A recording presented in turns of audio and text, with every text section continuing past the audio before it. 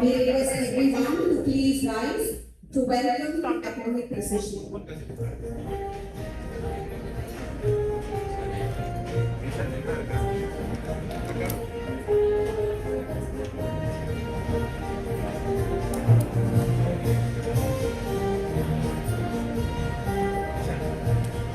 Academic procession of KCLAS. The academic procession of class batch of 22-25 is led by our principal, Dr. V.K.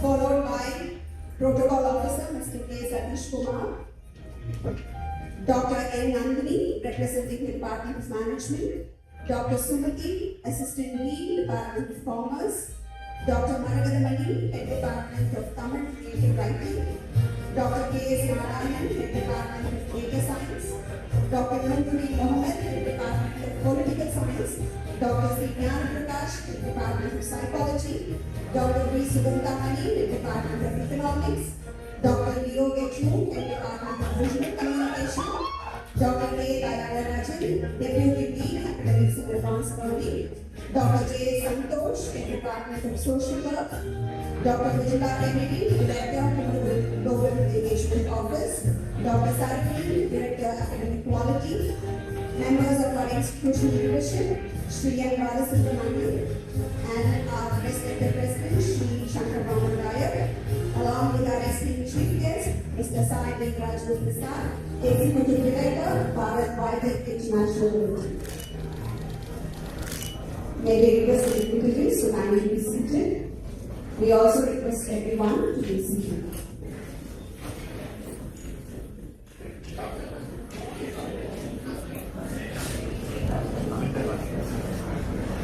Wonderful and necessary. Kumaragram institutions extends a warm and hearty welcome to everyone to the 38th graduation ceremony. We shall now begin the ceremony with public dialogue. I request everyone to please rise.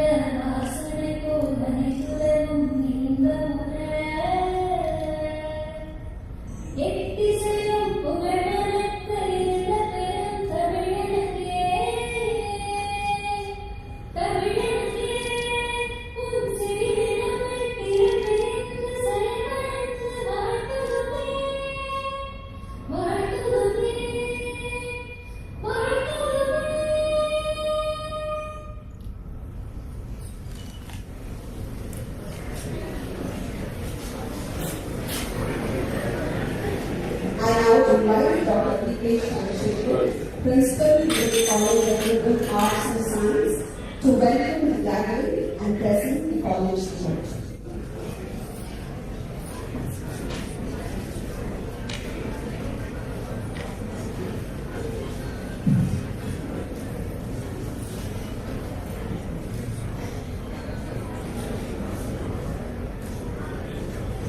Respected Sri N. Balasubramanian, corresponding Guru institutions, Sri Shankar Raman, President of Guru institutions, the Chief Guest, Mr. Sai Prasad, Executive Director of Bharat Biotech International Limited, distinguished members of the board and leadership team, esteemed faculty, proud parents and families, dear graduates, ladies and gentlemen. Vanakkam, good morning, and hearty welcome to all of you. Today we gather to celebrate a significant milestone in the lives of our graduates and their families. And graduation is much more than the awarding of degrees. It's a moment to acknowledge effort, celebrate achievement, and look forward with hope and confidence to the future. On behalf of Kumaragram College of Liberal Arts and Science, class.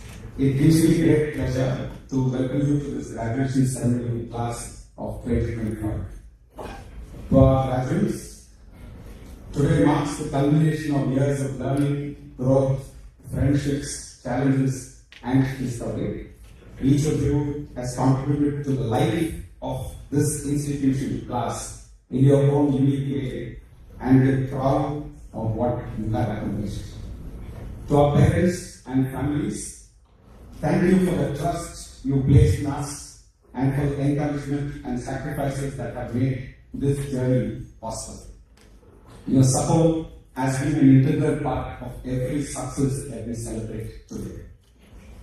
We are especially honored by the presence of our chief guest, Mr. Sai Prasad, whose leadership in one of India's most respected biotechnology enterprises reflects the power of innovation, enterprise, and purpose-driven work.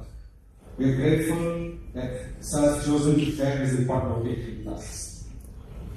At KCLAS, the college, we believe that education must prepare students not only for careers, but also for citizenship, responsibility, and lifelong learning. Today's ceremony, therefore, marks not an end of fulfillment alone, but the beginning of a new chapter.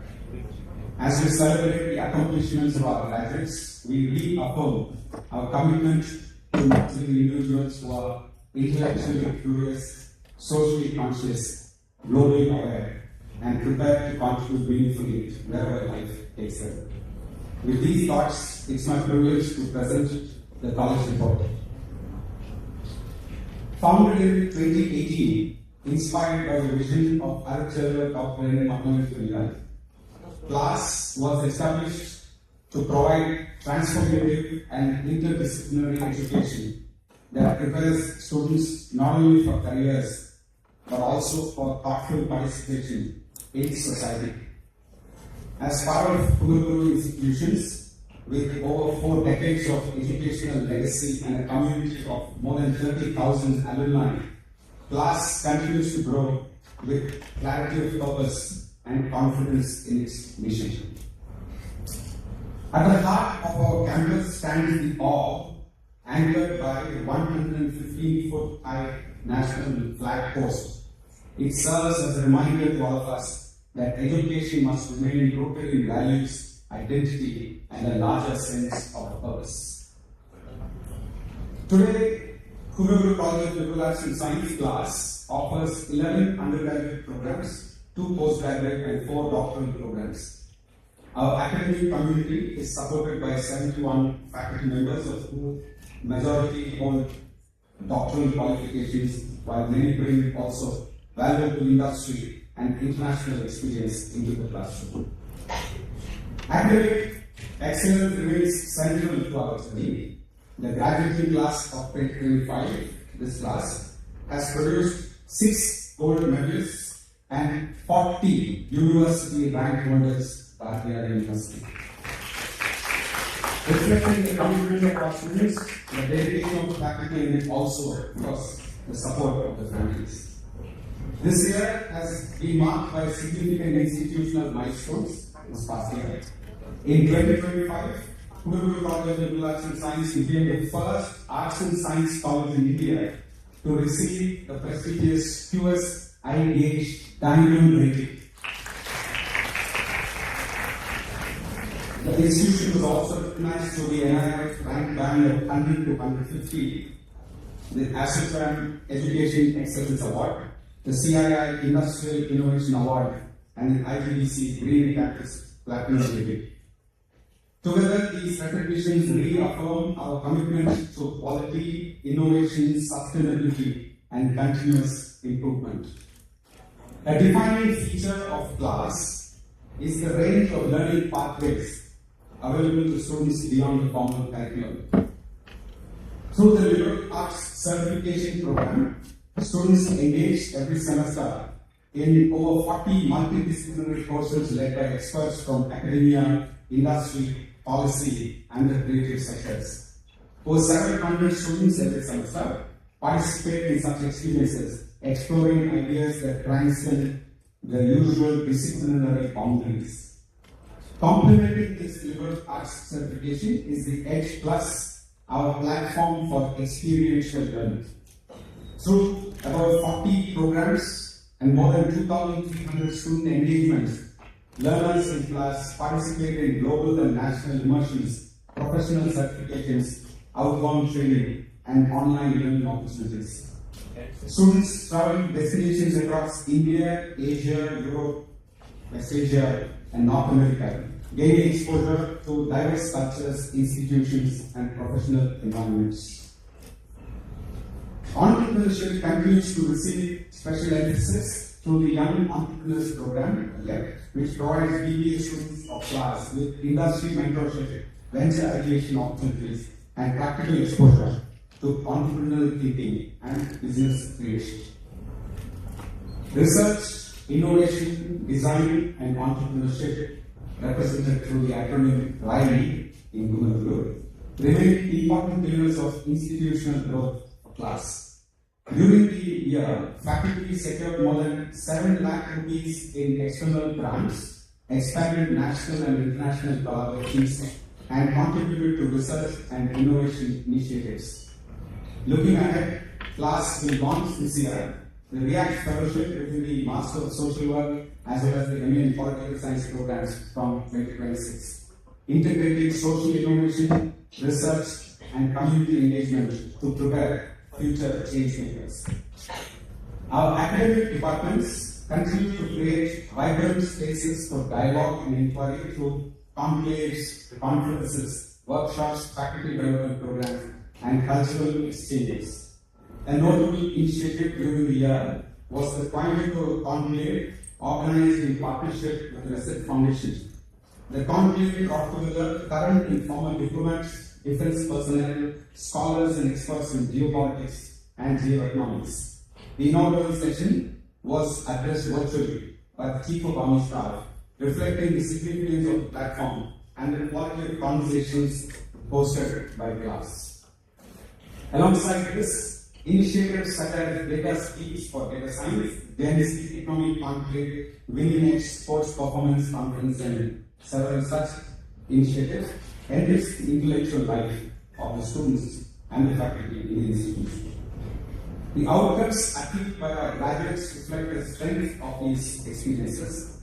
Many have chosen this batch to pursue higher education in India and abroad. Others have entered employment, professional programs, entrepreneurship, family enterprises, or competitive examination markets.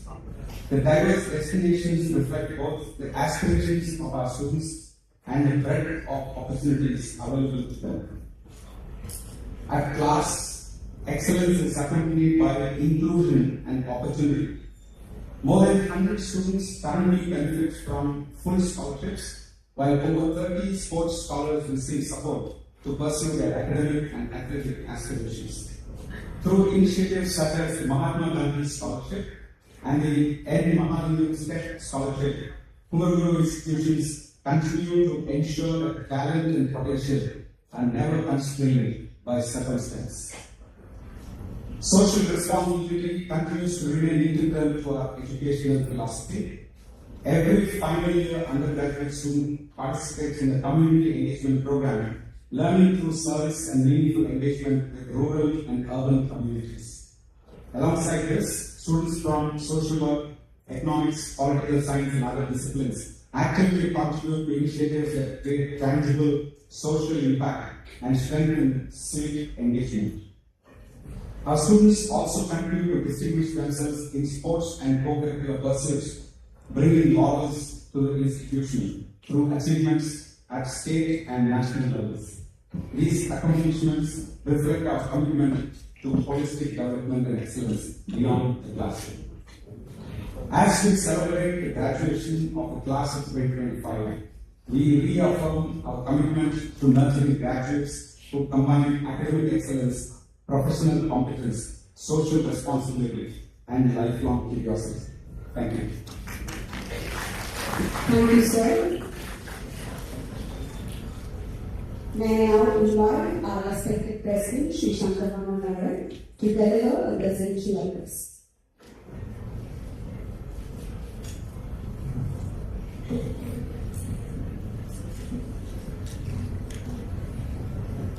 Good morning and a warm welcome to all of you. And I say warm welcome because it's a welcome back to campus after the year. For you, I think it's experience of whether to treat it as a graduation or a get-together of reunion of sorts, but whatever it is, we are very excited to have all of you back in campus. So wonderful and welcome once again. A graduation is an important moment in all our lives. All our lives, when I say all our lives, is what I remember as my graduation. But certainly, when I represent the institution, it's very, very important for us. It happens every year for us, not so much for you every year, but it happens every year for us. But why is it important? It's because it is an important finishing line and it's an important milestone. But more than what is important for us, there is a group of people in this audience. It's even more important. We see parents, families, grandmothers, aunts, uncles, cousins, nephews and nieces in the audience. And for them, it's a celebration of a dream which is not 3 years old, but a dream which is almost 15 years or 20 years old. I first want to congratulate, welcome all the parents who are here and the family members. And I now, even now, notice the parents and family members clap for themselves more than the graduating students because you're all lost now, but you should be clapping for them.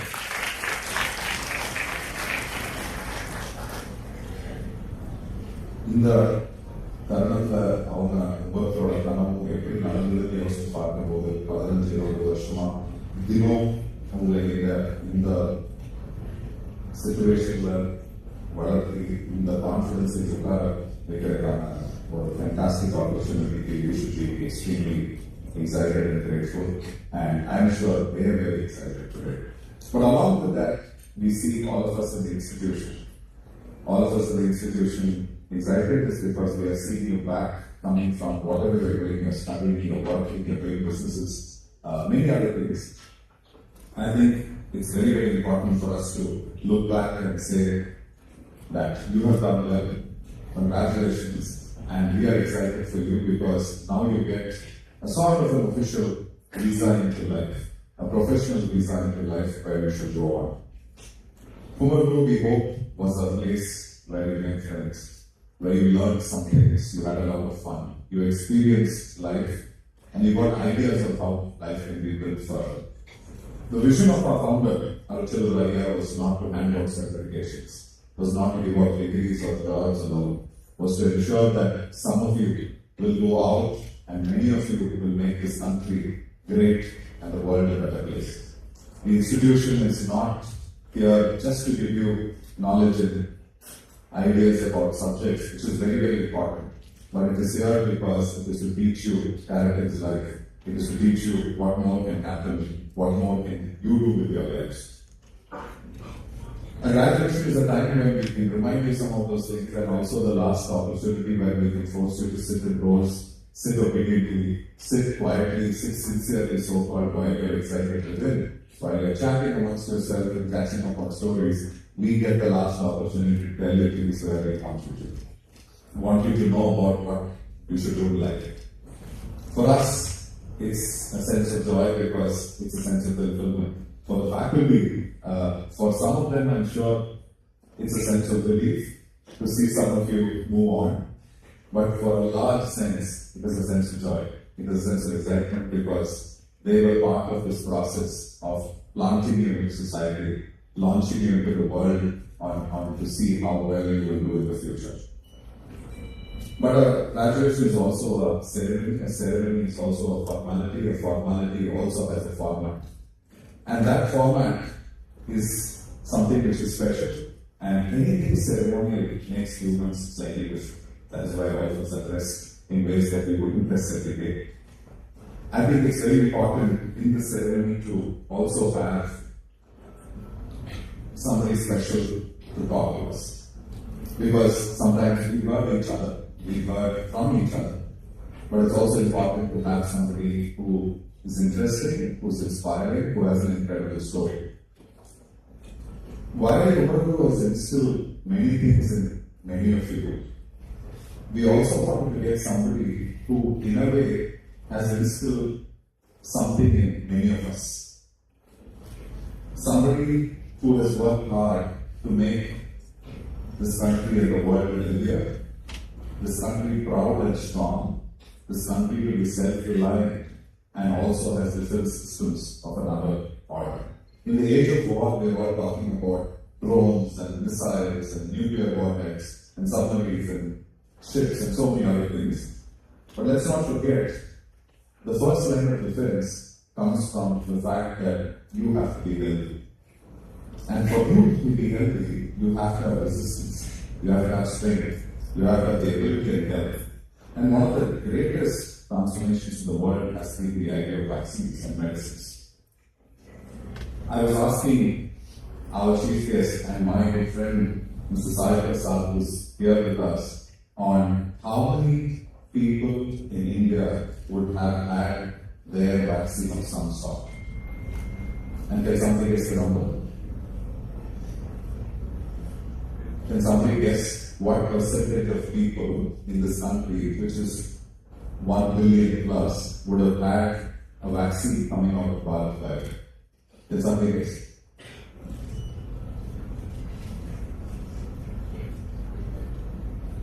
%? 10? Somebody else? 90%? I mean, looks like he should buy your shares. But 500 million people plus from when you were a child for thyroid polio, typhoid polio, or the famous vaccine that saved India, but also gave India credibility. We all are proud of Mr. Prasad for the work that you have done, what company has done to make India safe. And I want on all your behalf, thank you for being here. I know Tamil Nadu is not something that you don't know. He grew up in Neyveli. His father, his illustrious father, was the founder of the Neyveli Light Corporation, who gave one of the Ratnas for India as a public enterprise of global standard. And he and his sister and the family, along taking on the tradition, have done far more significant things. Thank you very much for talking to our graduates today. But what was Bharat Biotech showcasing? Why is it relevant for you? Apart from the fact that most of you, when we said under 30, most young people would have had one of our vaccines. That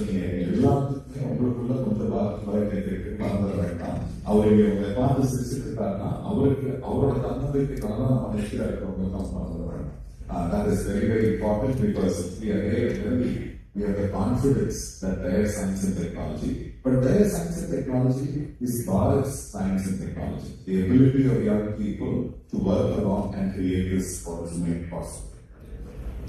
But he's here because I think one of the 5 qualities, and people speak a lot more about it, but I just want to tell you that Bharat Biotech represents confidence, it represents competence, it represents concern for society, it also represents culture. But Mr. Sai here also represents school portions. He still, it's the gym he said, he used to play many sports, grew up in a small town, in a Alumni town, went to the US to do his masters, he started Irish masters, and even now excited to work for India and work for the world. It's very important for us to listen to people like him, because how can we think of 500 million people getting some of their products and feeling healthier is the power of imagination and reach. His brother-in-law, his sister, and the entire organization have built this phenomenal sort of Bharat Ratna for us. And that is what makes India very proud. And I'm sure we will learn a little more. And why am I talking about all this? This institution, with the power and the vision of our founder, would want each one of you to think like that. He would not want you to think of getting just a job, even though you might start with a job. He would not want you to just do a master's, even though you will have to do a master's, you might want to do a master's. He will not want you to do just a yet another business. But imagine for a billion people and build a company for Bharat and build something very, very strong. We are very proud that all of you are back in such large numbers. It's always wonderful to have you. And to have, as I said, the families, and when I see the first two rows, I see a lot of my family, and I see for me to speak in front of my aunts and family members also, as much as I am as old, also makes me as young and to think of that reality. It's very special for a family, and I can see that in so many of you. Please celebrate this day, please enjoy this day, but also go back with gratitude. Gratitude is the greatest inspiration. Go back with gratitude and say how much so many people have helped you. And I also want to tell you, keep overflowing your thoughts, wishes, and prayers. I think it's extremely important because you are the real world. If you keep sending us knowledge, if you keep sending us ideas, tomorrow will keep growing along with you. Classes are young child growing to a teenager. All your foundational batches will help us build further. Thank you for working with us, walking with us, and I think it's fantastic that we will see you blossom, flower, and be inspired and India will change this country. Once again, wishes to you, congratulations, enjoy the day. I hope this day will start so many more achievements and successes that will come in the future. Stay happy, stay healthy, and I think it's what's very important is always stay like this youthful and be excited always. Thank you very much. Thank you, sir.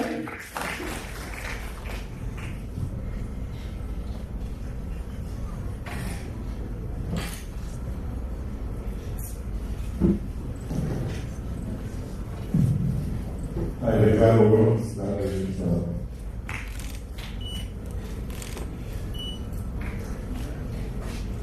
this graduate fellow of the Community College of Arts and Science has informed for something we reached to the candidates who the examination is for the purpose of Alumni University has been certified to be workplace.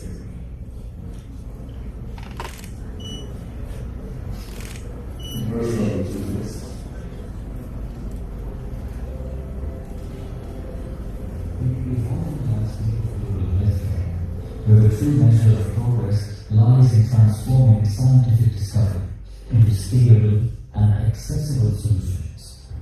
We are privileged to welcome a distinguished leader who has been at the forefront of this transformation. Mr. Salvi Rajapras, Executive Director, Bharat Biotech International Limited. A transformative professional in global healthcare, Mr. Prasad is an alumnus of University of Wisconsin and University of Iowa, USA, and holds 12 publications and patents in the areas of vaccines, biotechnology, human genetics, cell biology, and molecular biology, bringing together strong scientific grounding with strategic business expertise. His early career began with the establishment of clinical diagnostic laboratories at the University of Iowa, which laid the foundation for a career dedicated to translational science and healthcare innovation. Over the years, he has built deep expertise in vaccines and biologics, contributing significantly to the growth of Bharat Biotech, a global innovation-led healthcare company that has supplied billions of vaccine doses, holds hundreds of patents, and exports to more than 125 countries. Under its innovation-driven mission, Bharat Biotech has delivered several landmark healthcare solutions. During the COVID-19 pandemic, the company developed KCLAS, India's first indigenous COVID-19 vaccine, in collaboration with ICMR, marking a defining moment in India's scientific self-reliance and global credibility in vaccine development. Earlier, the organization developed Rotavirus, an affordable rotavirus vaccine that has helped protect millions of children from severe diarrhea disease across developing nations. It also developed TCV, the world's first clinically proven typhoid conjugate vaccine, which later received global recognition and WHO recommendation for widespread use. During this phase of impactful global engagement, Mr. Prasad also served as president of the Developing Countries Vaccine Manufacturers Network from 2020 to 2022. Contributing to strengthening collaboration and advancing vaccine access across emerging markets. In addition to these scientific milestones, Mr. Prasad has played key leadership roles that extend beyond the organization as well. Having served as chairman of CII Thailand State for 2024 to 25, where he contributed to industry development and policy dialogue at a broader level. As our graduating class steps into a future shaped by science, technology, and global collaboration, Command Global Institutions is honored to welcome a leader whose journey reflects purpose, precision, and global impact, Mr. Salary Prasad.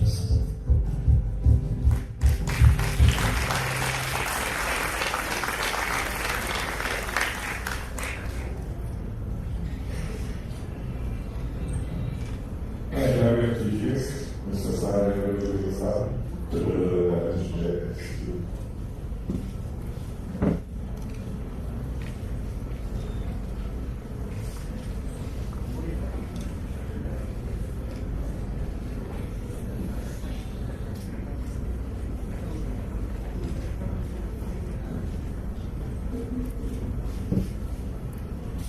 Ladies and gentlemen, families, mothers, fathers, uncles, friends, faculty, most importantly, the graduating students, a big round of applause and congratulations for all the graduating students here.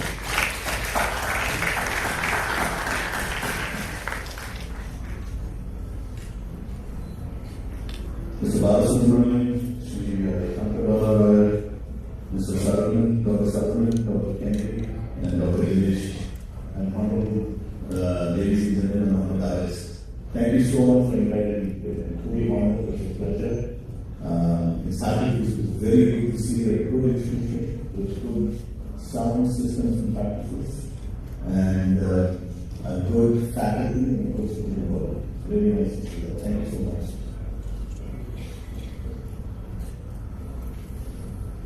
So, Mr. Shankar was mentioning about the graduating class. So you're all graduating today, but some of you have already graduated, I think last year or maybe several months ago. So we can call it a graduation ceremony, but the term I would like to use is commencement. All these graduation ceremonies that I've been part of is usually termed as a commencement. It is not to signify the end of your academic life. It is to signify the start of your professional life and the rest of your life. So you're commencing the rest of your life from today. So please don't think of an end. Think of it as an end. Please think of it as a beginning to something. So I think that's something that you should think about. It's very important. So learning doesn't stop today. Learning continues, and we have to start that learning again as we go on in life.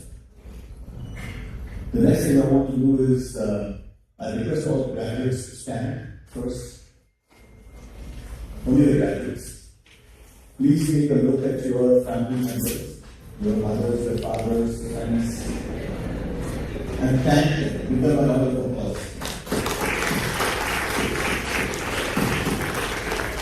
If you can make where your faculty is, please give them a round of applause.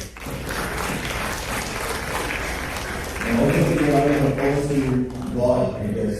So the reason I say this in our culture, I think we should applaud the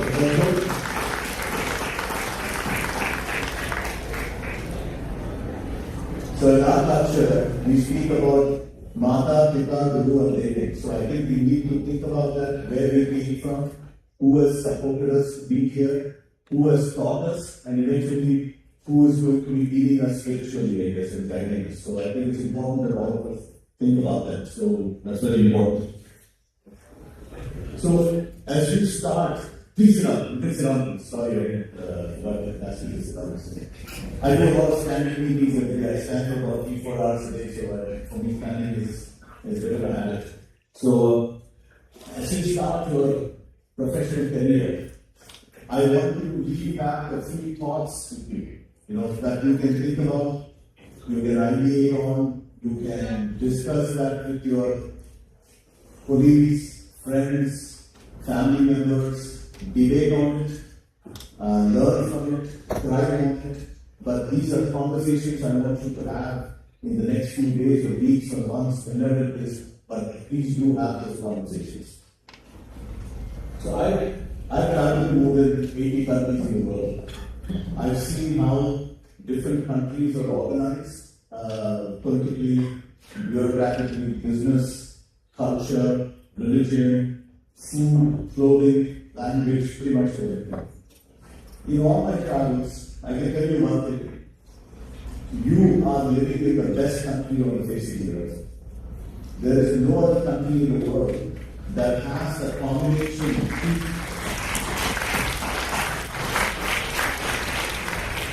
There's no other country in the world on the face of the earth that has a combination of elements that we have. You know, we're a large economy, we're a multicultural economy, we're very diverse, we're a democracy, we get to express ourselves, which means we are a free-thinking country, we are a free-thinking culture. That's extremely important. So majority of the countries that I go to, the population is not free-thinking. The population is constrained by either a certain ideology or it's constrained by a certain culture or language barriers, whatnot. For us, we don't have those shackles, we don't have those constraints. We have our mother tongues, we have our Tamil, Telugu, Hindi, Kannada, we also have English, we have foreign languages, but we're not shackled by that. So I think that's a very important concept for you and for us, for the rest of the country. And another concept that I want you to think about is in most countries in the world, they have no idea what happened in their country culturally more than maybe 200 years ago or 300 years ago. They don't remember any of that culture anymore, they don't remember those food habits, they don't remember those clothing habits. They have more arts and sciences that have transcended even 300 years or 500 years.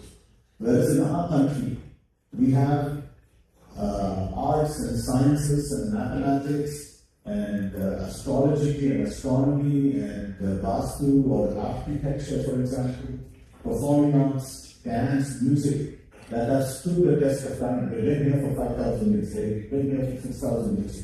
This is a unique proposition that no other country has. You go to Egypt, they speak a different language today than what they spoke 2,000 years ago.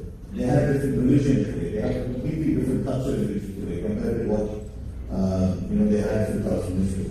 For us, it's unique. We have the same culture staying with us for such a long time. So that is something that is very important.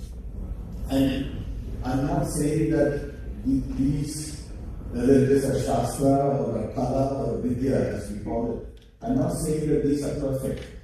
To think about it, modern day science is also not perfect. We still have theories that we are trying to prove, and some of the best set experiments sometimes fail. We know this. In our own product development, we expect to develop something, but the product fails at the end sometimes. And so that has to be the same way how we have to judge whether it's yoga or Ayurveda or Vastu or any of the other shastras that we have. That's the best way to judge it. So I want you to think about this. No other country in the world has continuous culture for so many thousands of years that they're still practicing today and which we are. I think we need to be very proud of it.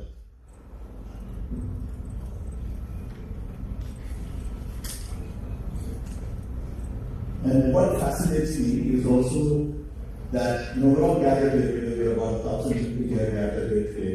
If you think about it, in this very area, I don't know what Manipur was called 5,000 years ago or 3,000 years ago. I should maybe read about that. But in this very area where Kubra institutions is located, if you can imagine, there were maybe 20 people or 50 people practicing yoga at this very location 5,000 years ago, 2,000 years ago. There were people practicing dance at this very location 2,000 years ago, or music, or architecture, or whatever it is. So that is very powerful if you think about it. Why is that? These people were practicing these arts and performing arts, vidyas, shastras for all these thousands of years. But they were not just practicing it, they were learning from it, they were teaching others, they were evolving, and more importantly, they were innovating.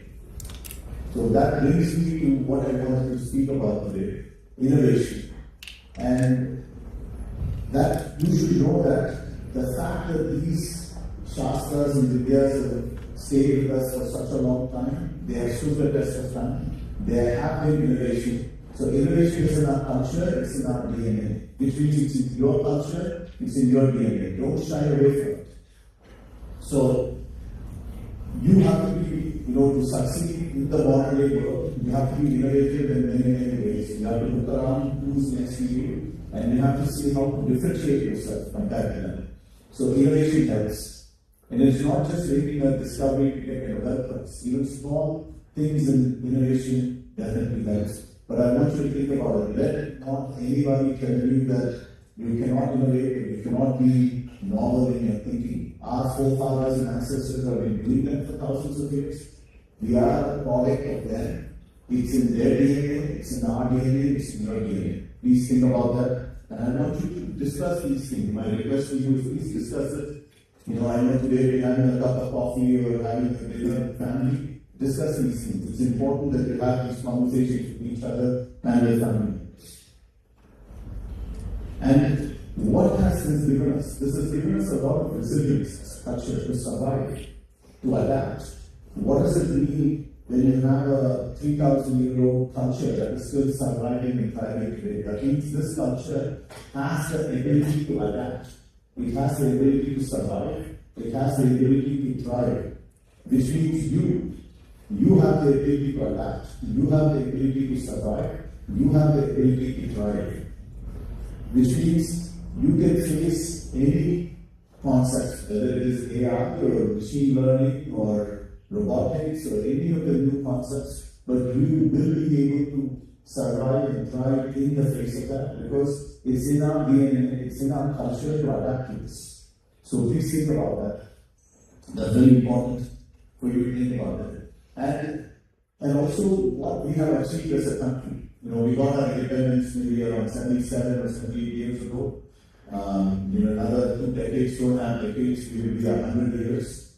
But when I travel the world, there is no other large economy that is growing the way we are growing. We're growing. It's not about whether we're growing at 8% or 7% or 5%, it does not matter.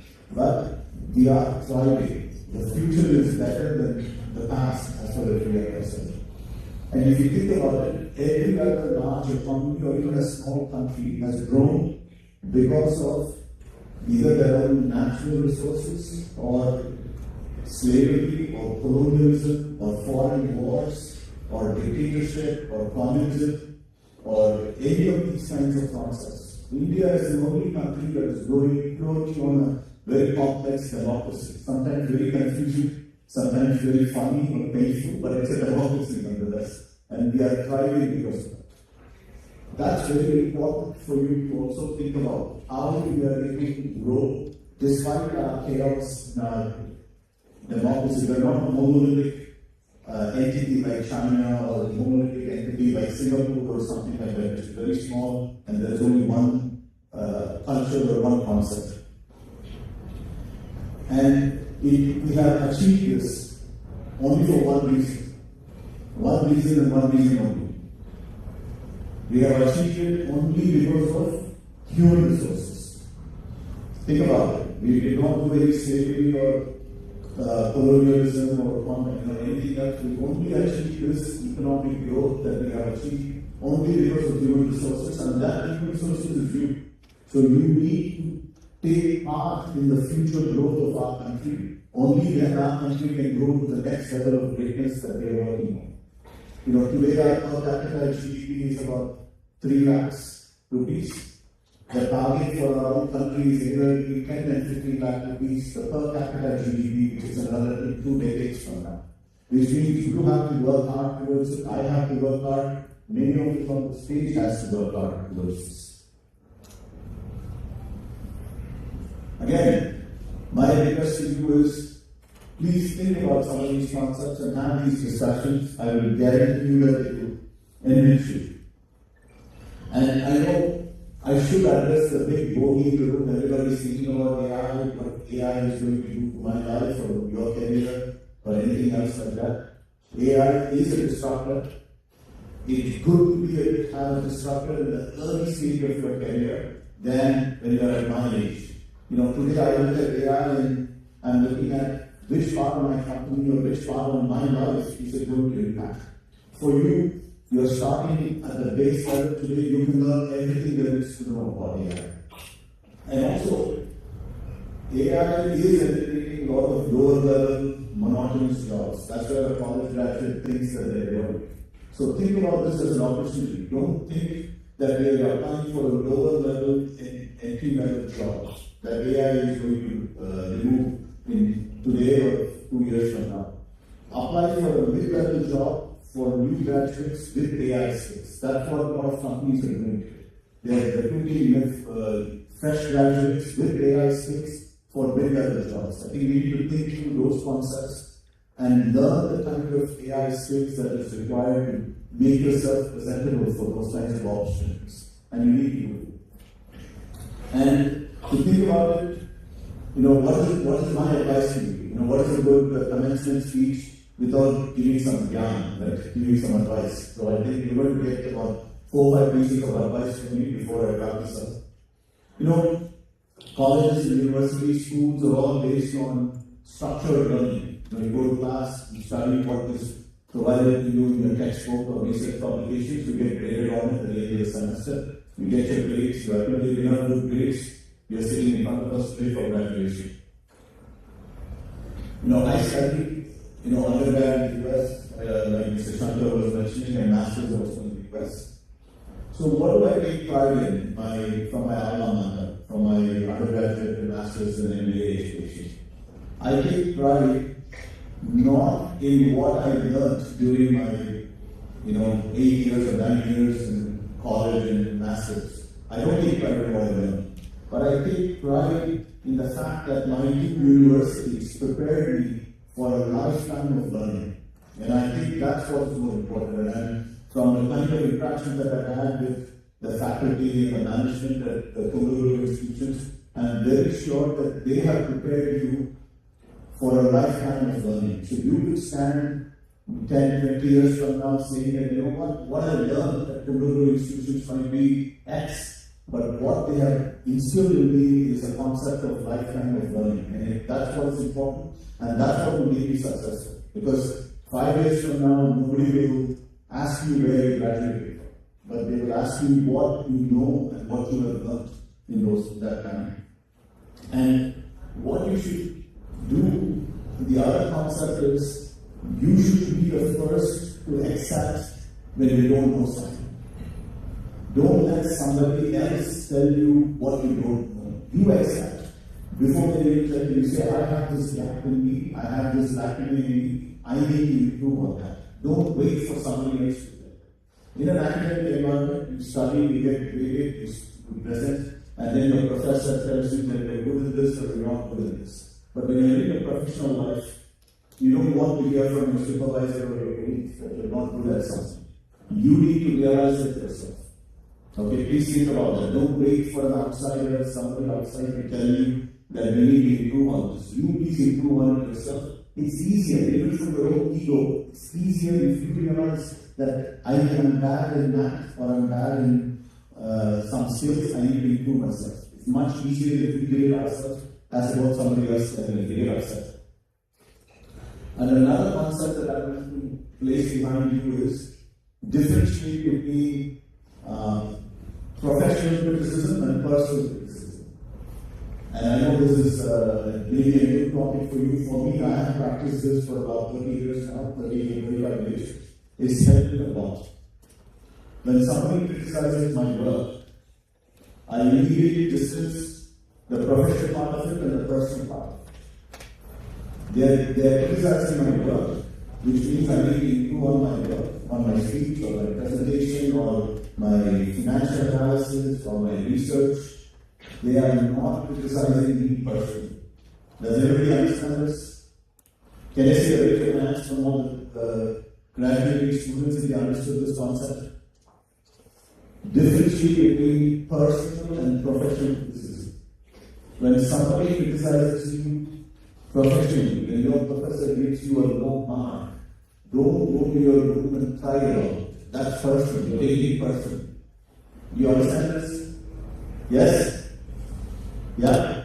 Please, even at work, if somebody criticizes your work, do not take it personally. Take it professionally. They never said you look bad. They never said you look ugly. They never said, anything else personally about you. They said professionally you're not able to do this work properly. So take it professionally. Learn how to improve that. Don't take it personally. If you do this, if you're able to separate this out, you're already a successful leader. And what do we do in industry? When we are hiring people in our work environment, how do we differentiate? We have simple concepts of differentiating our personnel, our colleagues, senior management, middle management, young people who are joining the company. This is not exact categorization, but I would say rough categorization. We look at people who are proactive, we look at people who are reactive, and then we look at people who are non-reactive. Does everybody understand this? Proactive, reactive, and non-reactive. Proactive people take concepts and ideas by themselves, they become leaders, they end up dominating in many cases. Reactive people, they realize there is a problem or a failure, they are able to react to it, they are able to survive, they are able to thrive. But non-reactive people eventually will stagnate at whatever they are doing, and they will be replaced or they will disappear from that work environment or that professional environment. Do you all understand this? So I request you to be proactive or reactive at least. Proactively figure out today what kind of skills you need to know for the job environment, or at least when you face your interviews, when they tell you that you don't have these skills, you go back and at least learn those skills. That's being reactive. If you don't do anything about it, you're not reactive and you're not going to get employed somewhere. Okay? I hope you are able to think about this and ideate on this. And accept failure. One of the things I don't like about our own culture, there are only very few things I don't like about our culture. One of them is we don't accept failure as such. You have to accept failure. Only if you accept failure, then you will find a solution for it yourself. The most common mindset in our country or in our culture is when a failure happens, we say, they did it. Somebody outside of us did it. She did it or he did it. My request to you is when a failure happens, it doesn't matter who did it. You accept that failure and try to find a solution for it. If you accept that failure, you find a solution for it. If you don't accept that failure, you say that's somebody else's problem. They will find a solution. They will get knowledge and expertise in that, and you will be shut out of that. So again, think about this. When you have a failure, accept it, learn from it, study it, investigate it, make sure that the failure doesn't happen, your knowledge will grow. Otherwise, you'll be stagnant.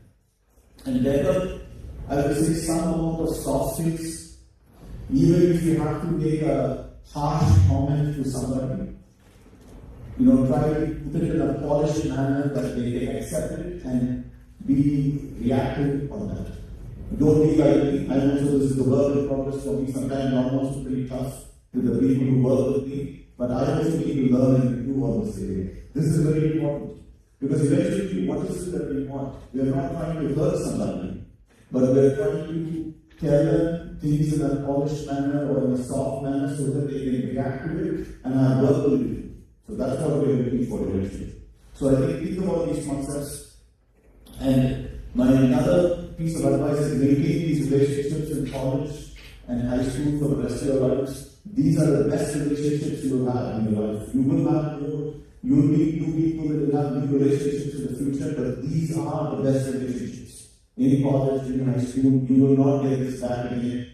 Please maintain it. We didn't have social media. When I was growing up, we had cell phones were very expensive. Phone calls were, in the 1980s and 90s, an international call used to be 100 rupees or 200 rupees a minute. Something like that. I don't remember now. And we could not even stay in touch with people. We had no emails when we were in college. Emails came somewhere during my undergraduate course. So you don't have the shackles. So please stay in touch with your friends that you make here at Pugaru institutions and from high schools. These will be the best relationships of your life. Do not let go. That's and my last piece of advice before I end this is learn a skill or a sport or an art or something that you anticipate, that you look up to other than just only work. Work should be part of your life, but you should also have something else that excites you in the morning other than work. So please ensure that you have some other skill set or idea or writing or whatever it is, playing chess, playing music, playing a sport, hitting the gym like me, whatever excites you, you should have something else that excites you, not just work. That's extremely important. It will make you a better person, it will make you more innovative and more proactive and more reactive at work. Believe me, I've gone through this. And there is no substitute to discipline, hard work, and constant upskilling yourselves. You have to do it. We all do it. I am still today, on a weekly basis, I still spend about 10 to 12 hours reading. I read whether it is writings in research publications, industry reports about other companies, how they are doing their business. I read about case studies from Harvard, case studies from Stanford, many case studies. I just read to understand what other people are doing the same line of work. So I leave that all with you. Again, a big congratulations for all the graduating class. And please think of this as commencement for the rest of your life. Namaste and Jai Hind.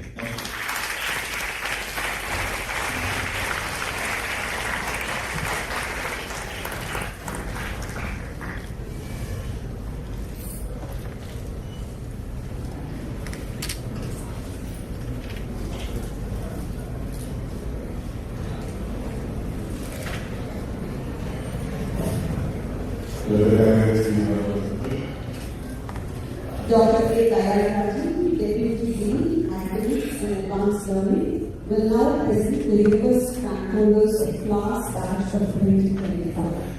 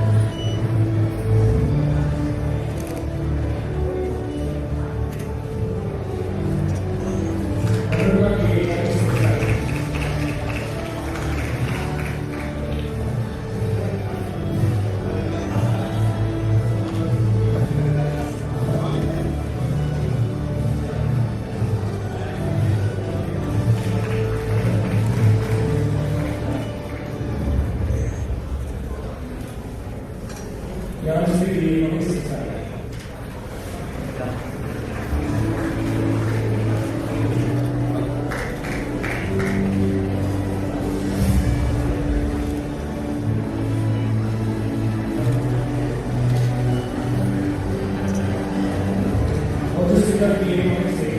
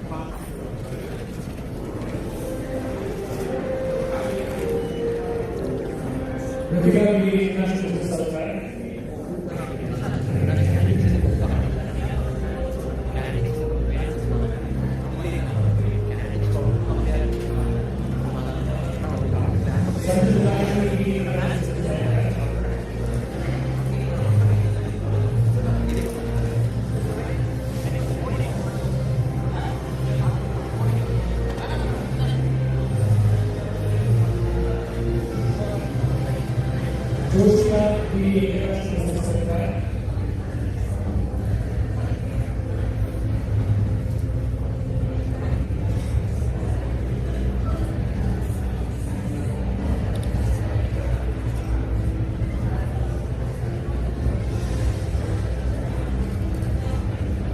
Fish for easy paper sets was running.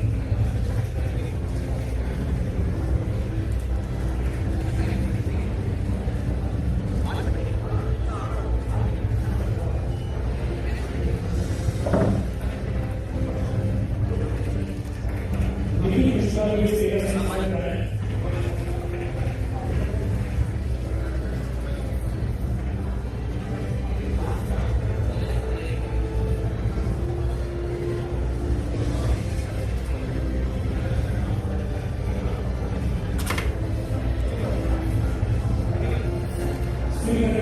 Please take a next step forward.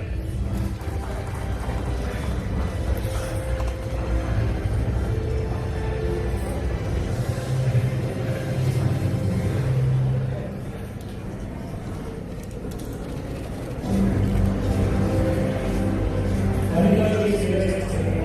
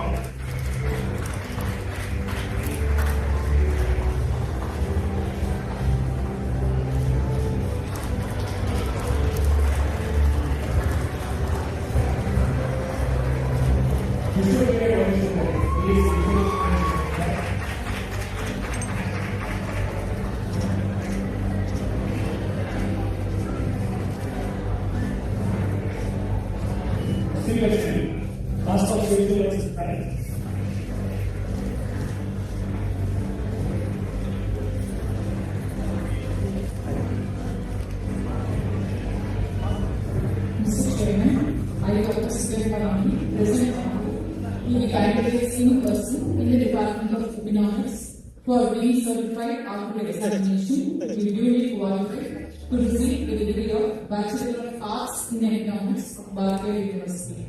There are 7 university ranks, 12 first class with distinction, 13 first class, 3 second class, and 1 third class. Akshita Manaman.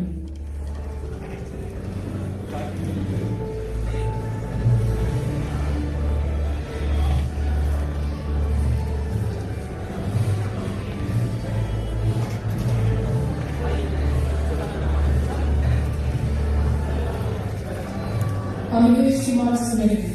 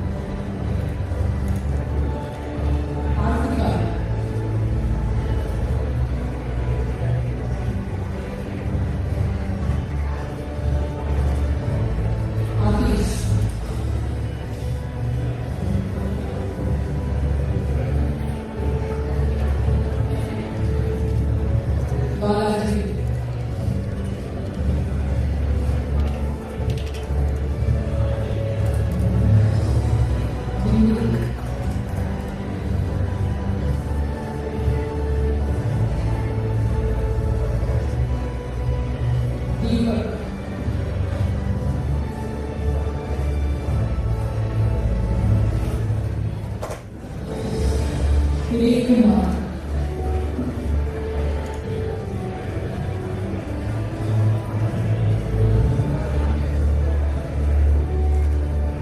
Devrika,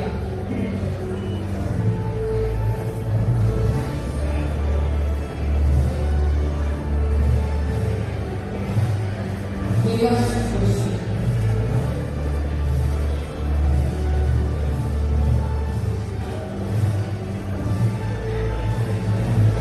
Irfan Nagar,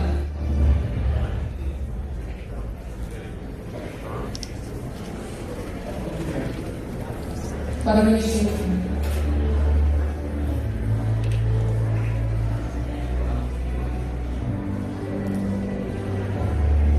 Parvati Krishna,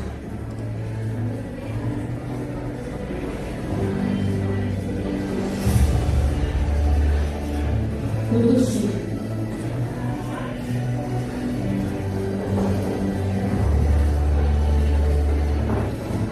Shakti Priya,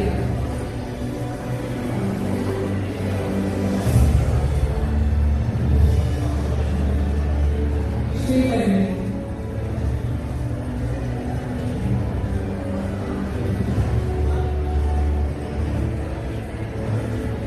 Yogesh,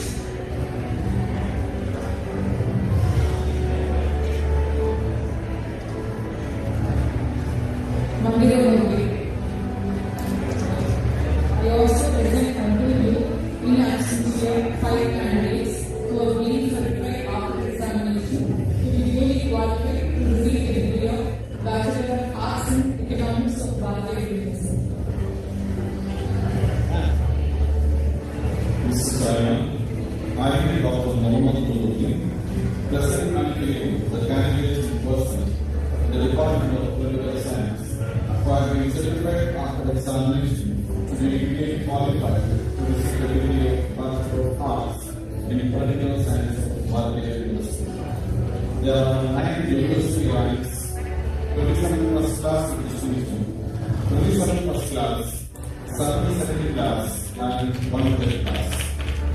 Ajit Karati P. Anwar Ken D.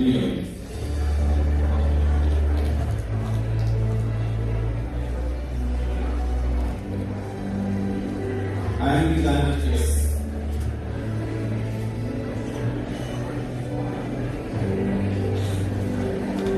Arvind K.S.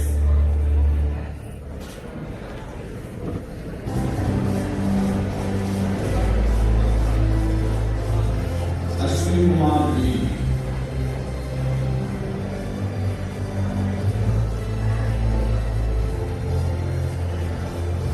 Bharat Rasul PC.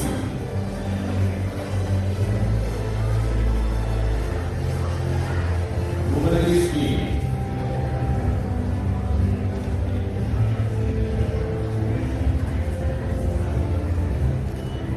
Hari Saravanan.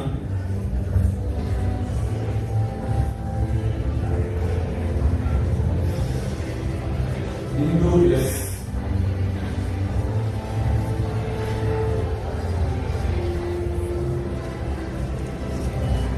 Hinduja M.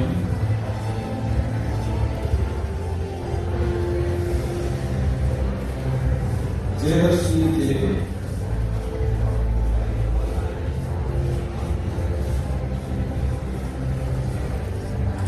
Dan Teresa M.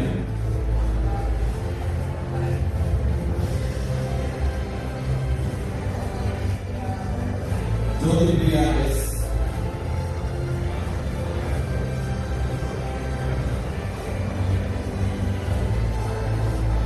Kamalna K.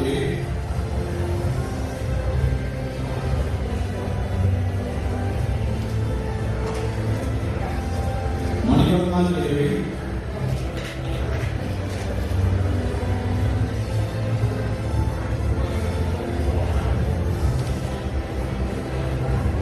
Mohanpriya B.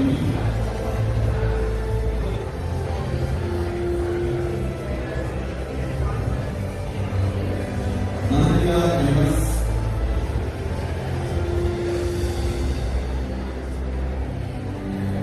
Niranjan K.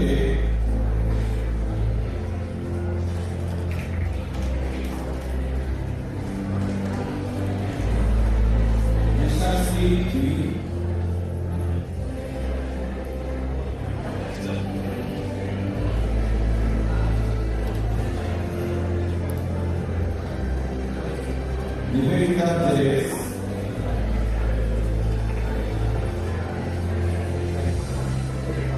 Pradeep Kumar R.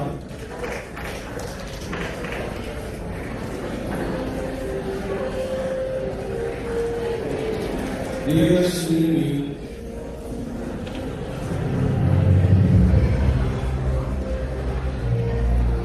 K. Rajeshwari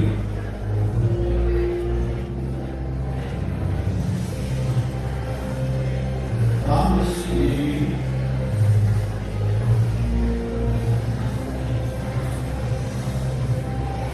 Ramya N.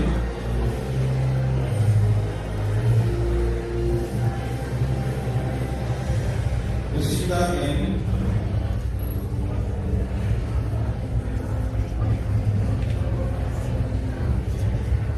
Shakti S.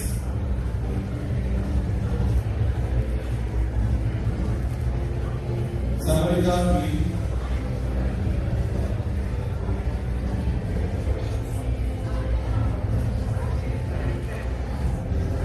Sanjay G.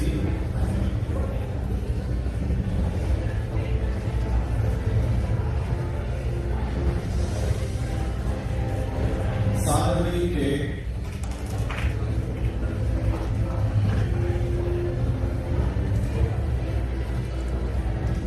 B. Sarvesh.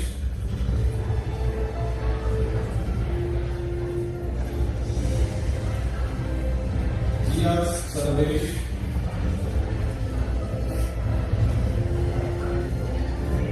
Shamil Motion Y.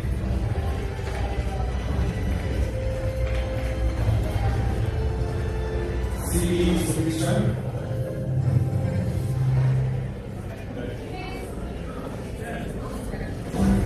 Solution yes.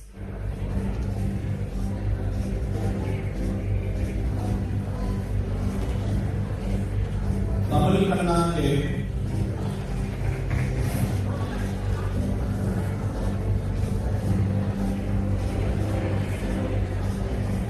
Tanisha yes.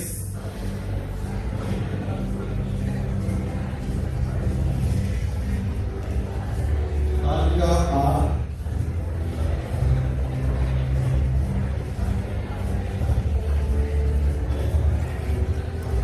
Tanika R.S.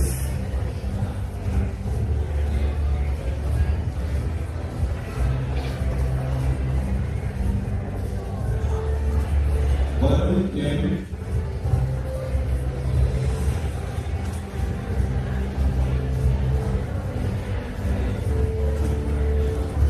Vikas R.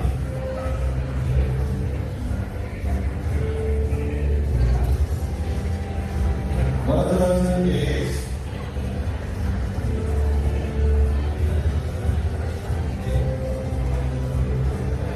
Rahul Kant M.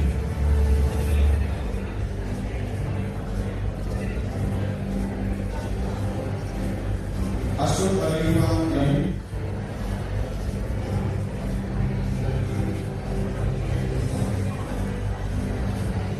Padmish K.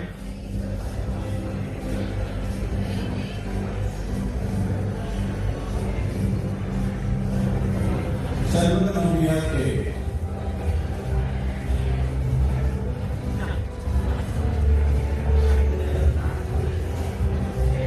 I also present and review in last section 8 candidates who have been certified after examination to be duly qualified to receive the degree of Bachelor of Arts in Political Science of Bharatiya University. Mr. Chairman, I recognize materially present and review the candidates in person in the Department of Tamil Creative Writing who have been certified after examination to be duly qualified to receive the degree of Bachelor of Arts in Tamil Creative Writing of Bharatiya University. There are 3 university ranks, 10 first class with distinction and 9 first class. Akshaya Guru. Chandrapriya R.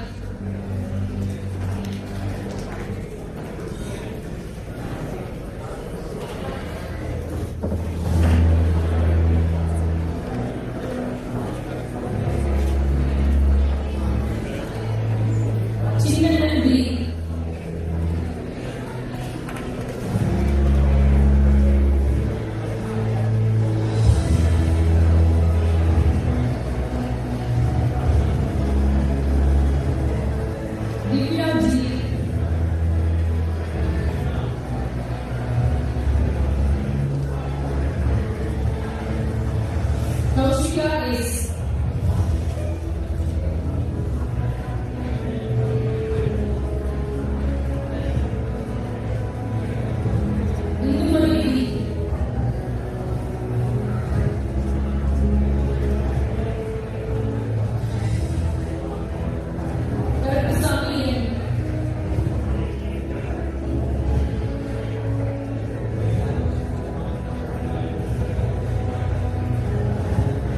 Pavitra J.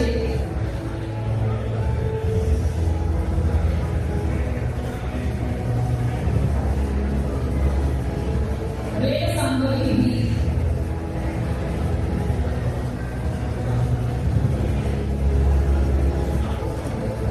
Sarojini B.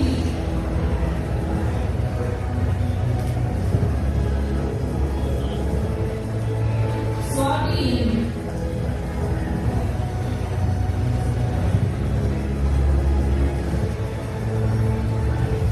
Tulasikannan R.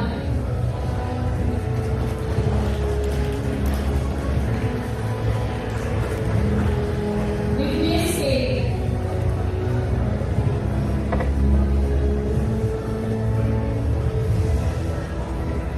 Vinodini A.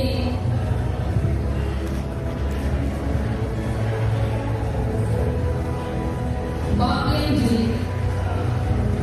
They also present to Nigeria one candidate have been certified after examination to be duly qualified to receive the degree of Bachelor of Arts in Computer Training of Bhavya University.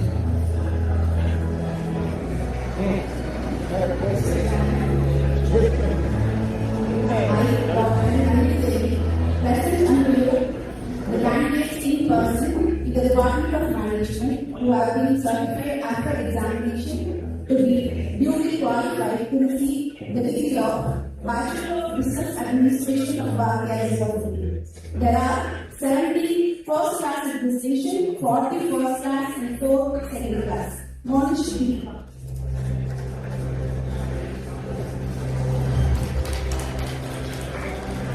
Abhiram Ramesh.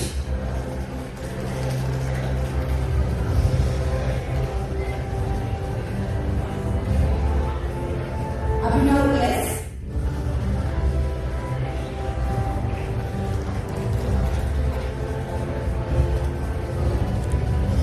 Aditya C.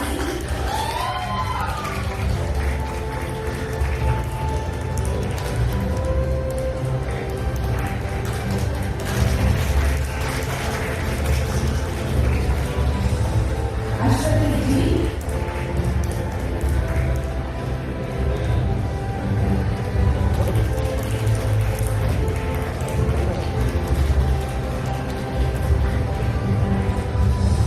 Ashwin Raj S.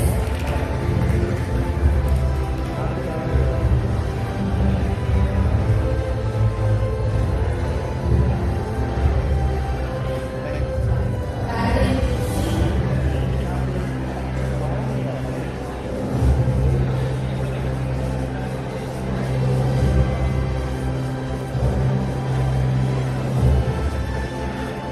G. Darshan.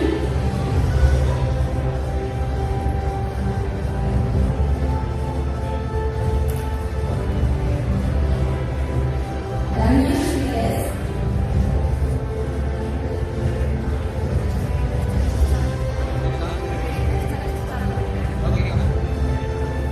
Lanjuhan P.N.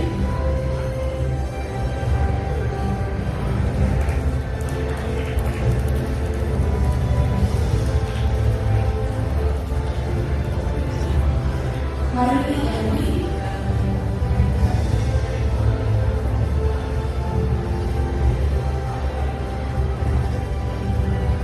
Jagdish S.B.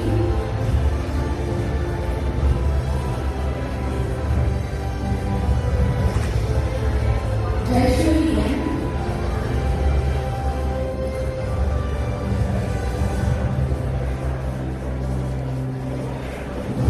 Jishnu K.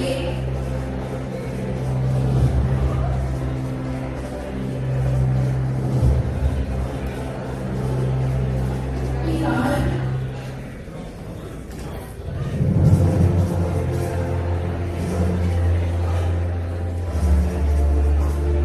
Kaushika N.Y.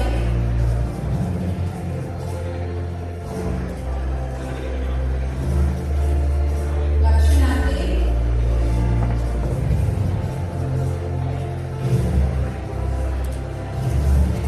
Mahashri C.S.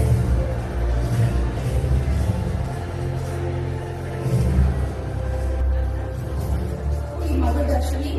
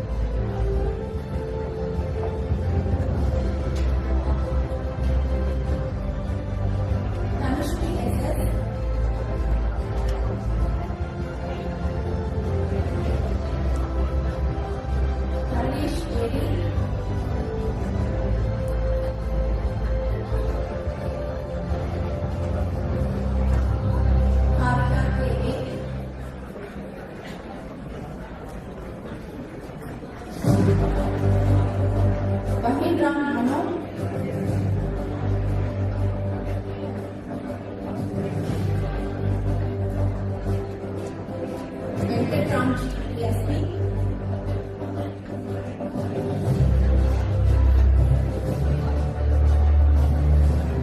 Vikashni L.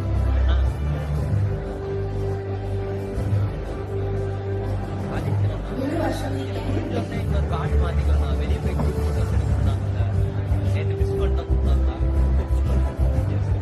Krishna GL. அதான் இதை edit பண்ண select பண்ண ஆரம்பிச்சிருக்கோம் வெளியே அந்த கேப்ல group photo Hare Krishna G. வந்தாலே அதை எடிட் பண்ண ஆரம்பிச்சா இதை செலக்ட் பண்ண Dhavalakshmi D.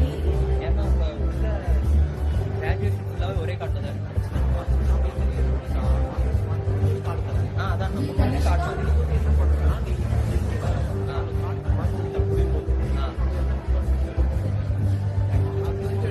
Surendra R.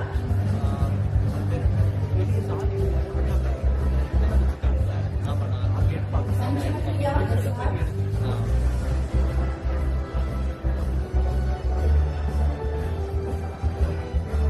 Jayakumar C.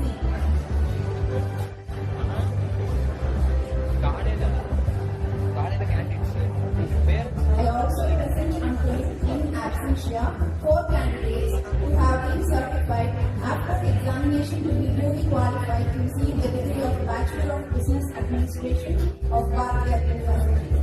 Mr. Chairman, I, Dr. N. Nandini Devi, present unto you the candidates in person in the Department of Management who have been certified after examination to be duly qualified to receive the degree of Bachelor of Business Administration in International Business of Bharatiya University. There are 7 university ranks, 9 first class in distinction, 38 first class and 10 second class. Adarsh P.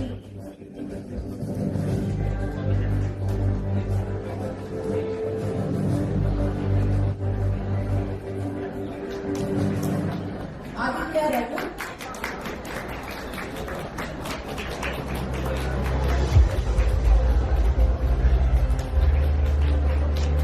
Amrita Ashwini R.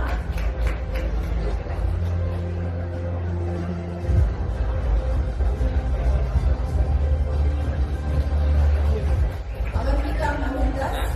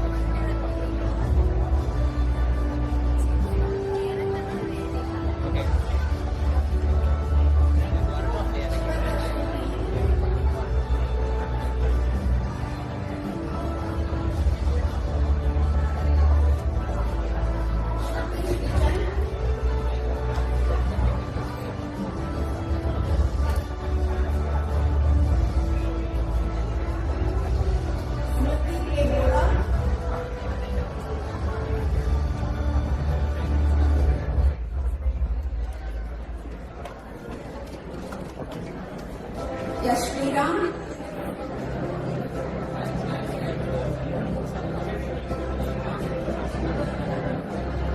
Suganeshwaran P.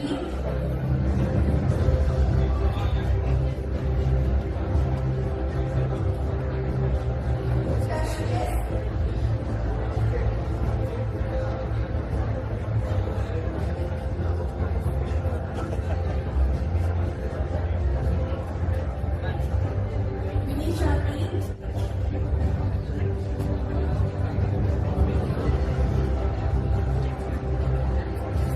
Vishal A.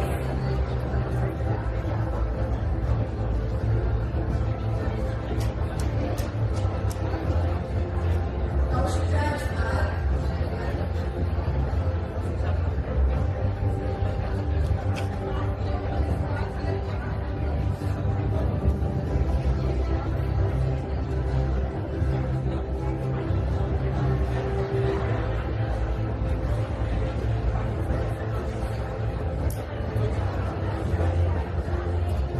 Abhinaya S.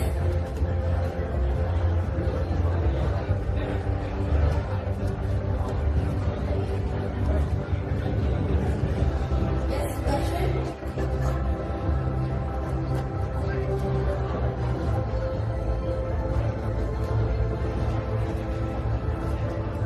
Pranav Karthik SS. I also present unto you in absentia 15 candidates who have been certified after examination and duly qualified to receive the degree of Bachelor of Business Administration in International Business of Bharatiya University. Mr. Chairman, I, Dr. Venusamurthy, present unto you the candidates in person in the Department of Commerce who have been certified after the examination to be duly qualified to receive the degree of Bachelor of Commerce of Bharatiya University. There are 18 first class with distinction, 39 first class and 2 second class. Abhiniti S.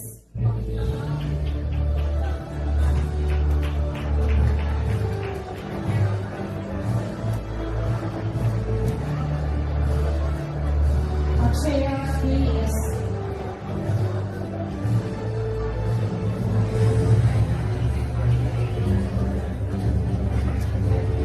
Amudan S.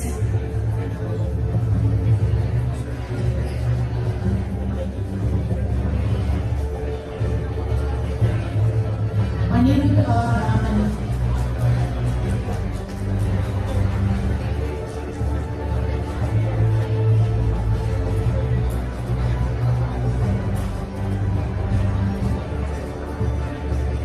Anjana R. S.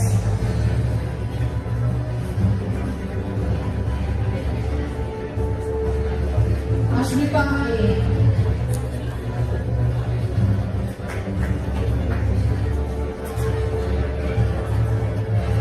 Asrita Ranya S.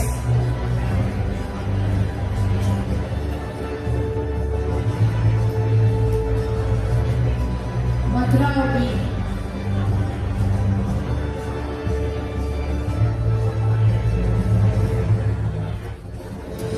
Dhanushri P.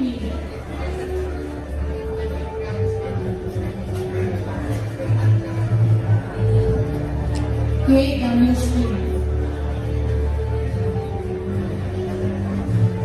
Darshini R.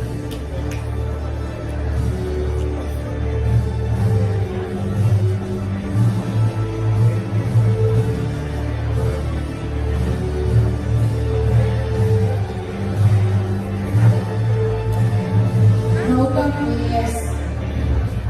me today. I'm truly honored.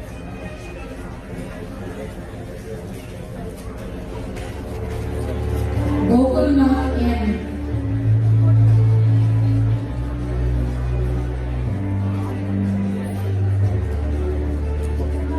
Harsha Aditya S.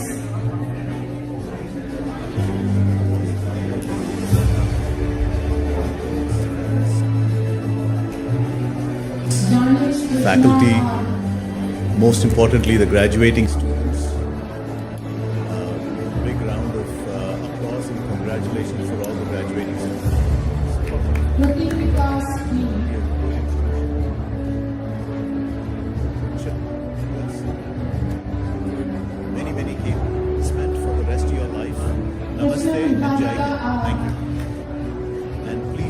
this as commencement for the rest of your life. Namaste and Jai. The rest of your life. Namaste and Jai Hind. Mahalakshmi M. Namaste for the rest of your life. Manishkar Namaste. R.S. Namaste and Jai. Namaste and Jai Hind. Namaste. Martinalini H. Namaste and Jai Hind. Namaste and Jai Hind. For Nagesh the rest of B. your life.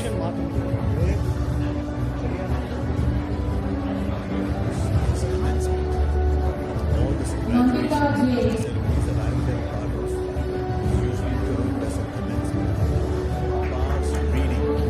It's commencement for the rest of your life. Naveen B. Namaste and Jai Hind. Thank you.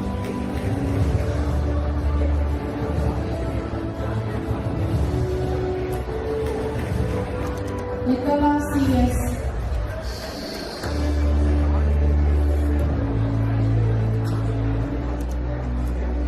Rohit K. All this graduation ceremonies that I've been part of. Rohit Ishwar S.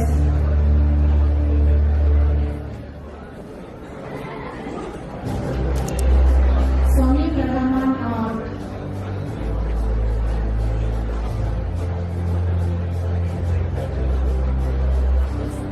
Is usually termed as a commencement. Sanghamitra S. It is not to signify the end of your academic life. It is ceremonies that I've been part of. Sanghamitra S. It is to signify the academic life. It is to signify the Sarat S. It is to signify the Namaste and Jai Hind. Thank you. Shivani M.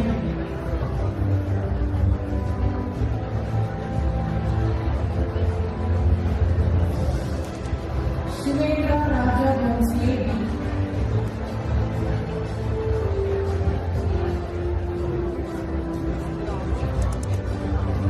Sri Durga Darshini R.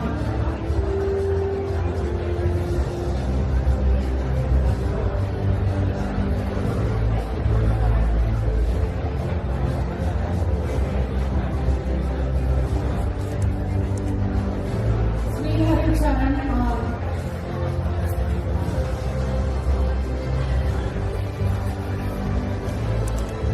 Sneha D.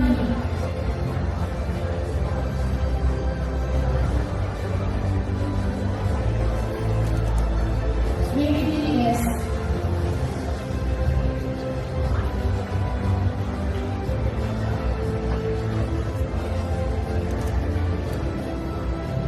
Srinidhi U.M.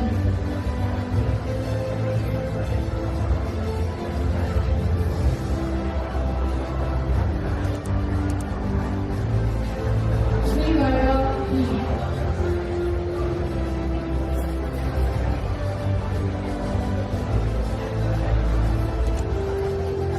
Sunetra J.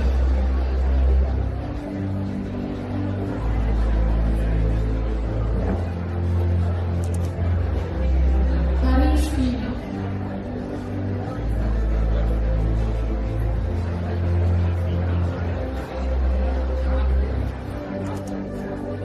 Vibhishni B.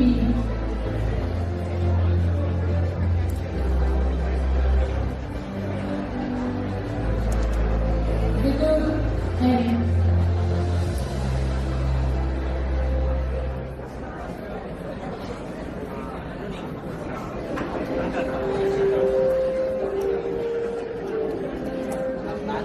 Vikram S.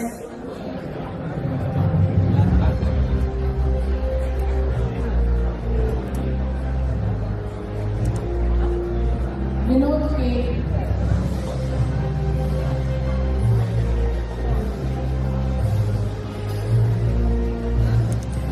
Viswa GS.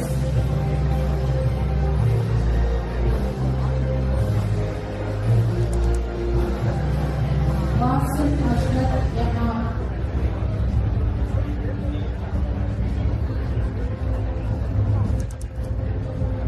Nisam TS.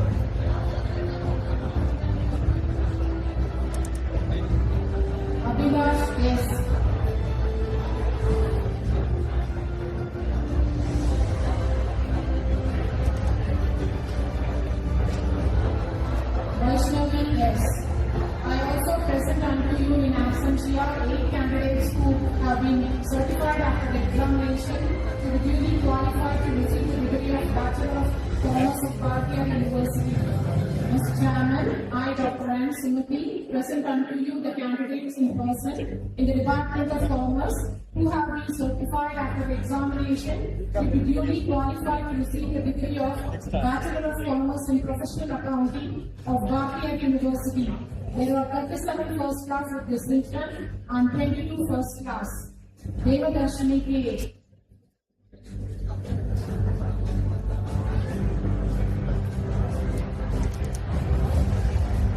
Apurva N.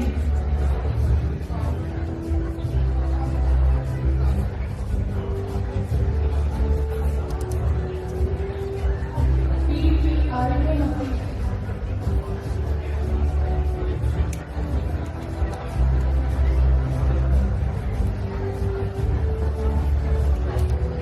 Avantika B.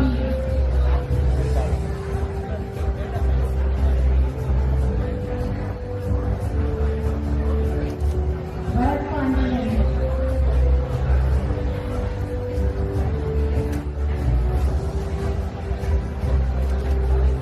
Samuel C.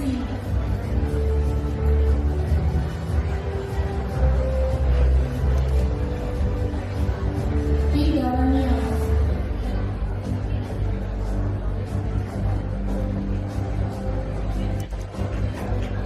Darshika V.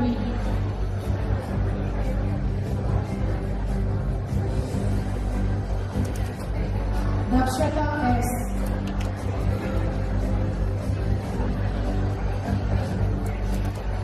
Dhanush S.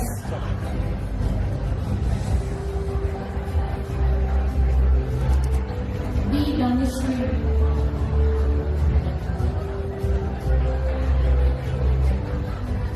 Dharani P.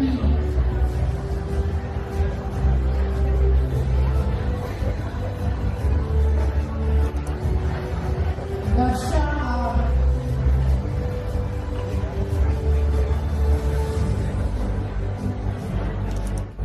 P. Darshika.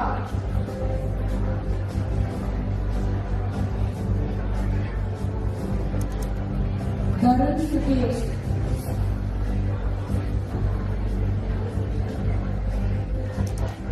Diksha.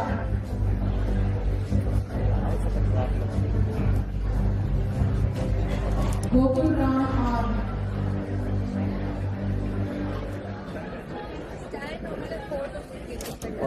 B.K. Bigar.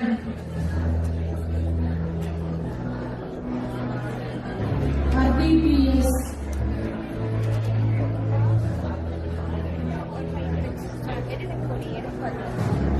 N. Ashwini.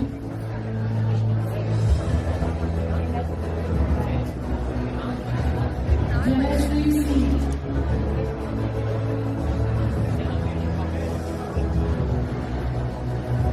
Jaya Meenakshi C.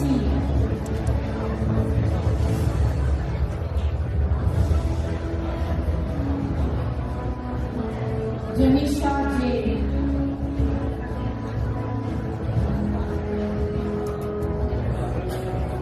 Jessica A.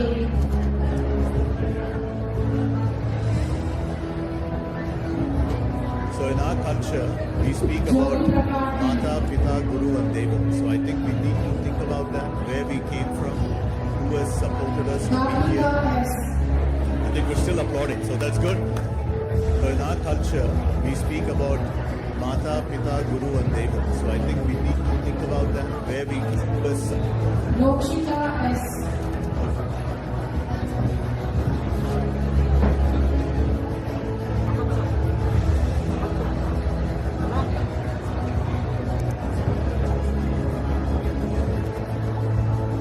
Monica Taylor S.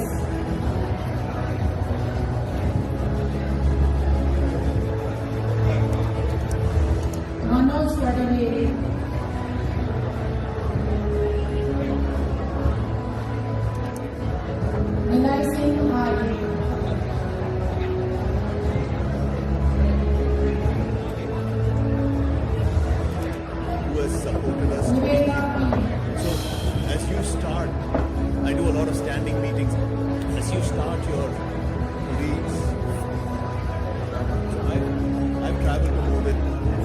living in the best country on the face of the earth.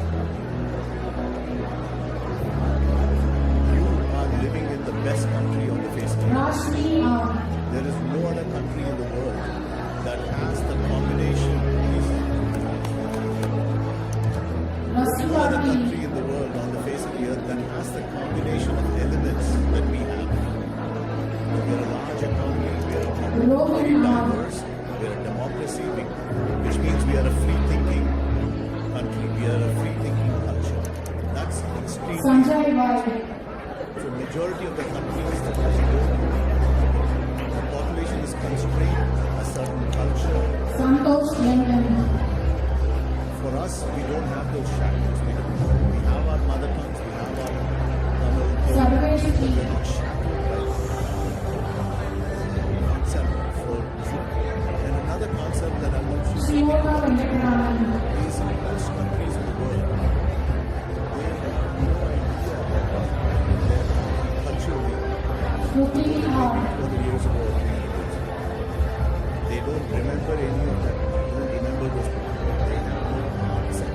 There is in our country sciences and performing arts that have stood the test of time. This is a unique proposition that no other country has. You go to Egypt, they speak a different language today than what 2000 years ago. Religion, they have a few thousand years ago. For us, it's unique. We have the same culture staying with us for such a long time. So that is something that is very important.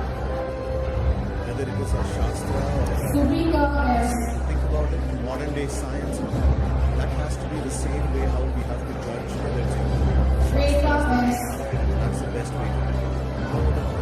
In the world, this continuous culture for so many thousands of years that there's we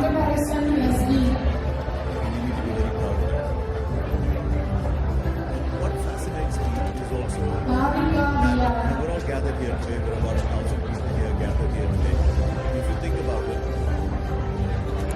in this very area, I don't know what Pandapur was called, I should maybe read about it. But in this very area where there were maybe 20 people 5,000 years ago, there were people practicing temple or architecture. That is very powerful. Why is that? These people were practicing these performing arts, vidyas and shastras for all these thousands of years. Are living in the best country on the face of the earth. There is no other country in the world that has the combination. There's no other country in the world on the face of the earth that has the combination of elements that we have. We are a large economy, we are a multicultural economy, we are very diverse, we are a democracy, we get to express ourselves. Which means we are a free thinking country, we are a free thinking country. That's extremely majority of the countries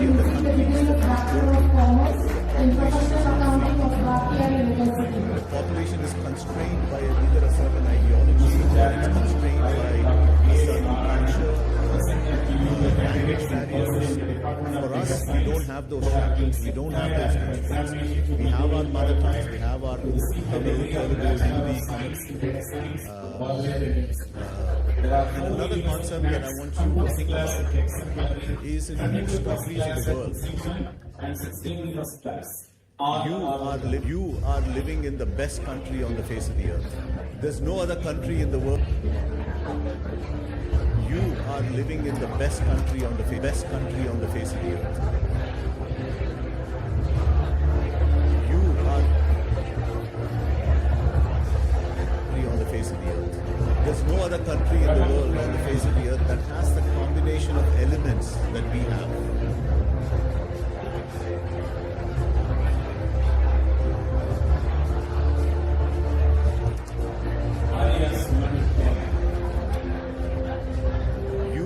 Living in the best country on the face of the earth. There's no other country in the world on the face of the earth that has the combination of elements that we have.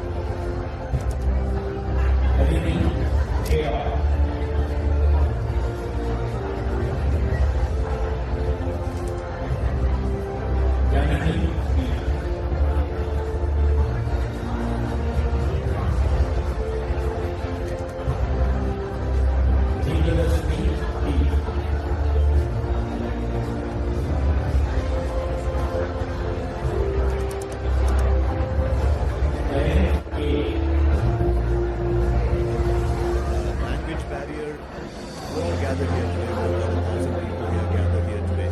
If you think about it, in this very area, I mean, I don't know what Coimbatore was called 5,000 years ago or 3,000 years ago. There were maybe 20 people or 50 people here. And what has this given us? This has given us a lot of resilience. What does it mean? It means you can face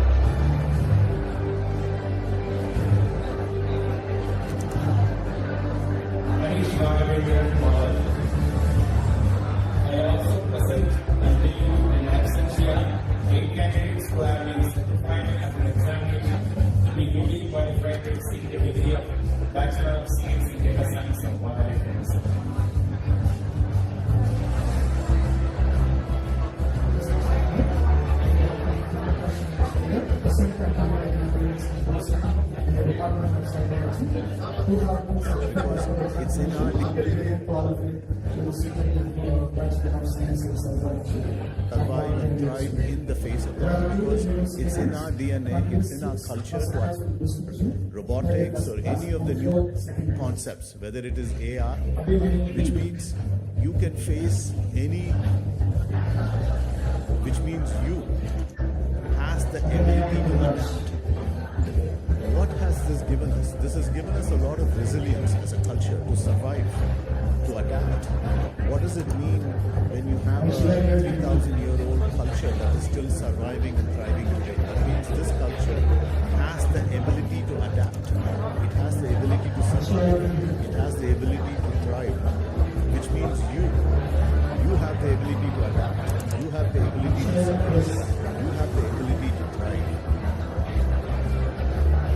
You have the ability to adapt.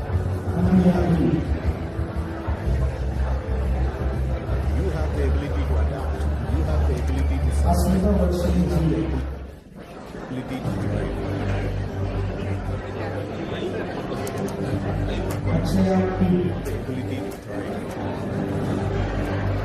Which means you can face any concept, whether it's AI or machine learning, or you can face any concept, whether it's AI or machine learning or robotics or any of the new concepts. You will be able to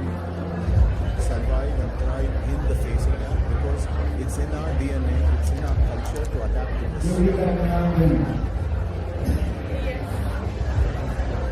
the ability to adapt. You have the ability to survive.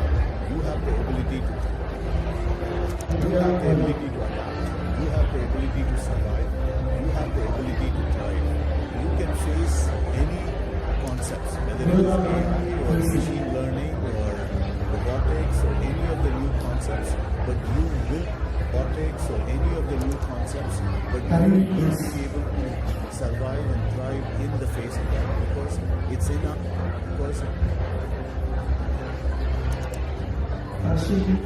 it's in our DNA. New concepts. You have the ability, but you will be able to survive and thrive in the face of that because it's in our DNA.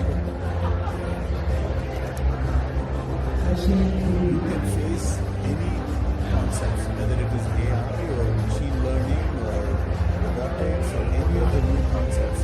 You have the ability to adapt. You have the ability to survive.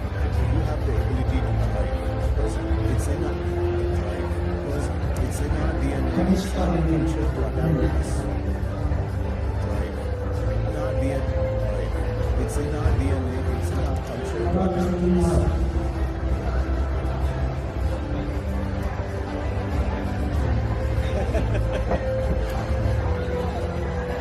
You can face any concepts, whether it is AI or machine learning or robotics or any of the new concepts. You have the ability to adapt. You have the ability to survive. You have the ability to thrive. It's in our DNA. It's in our culture to adapt to this.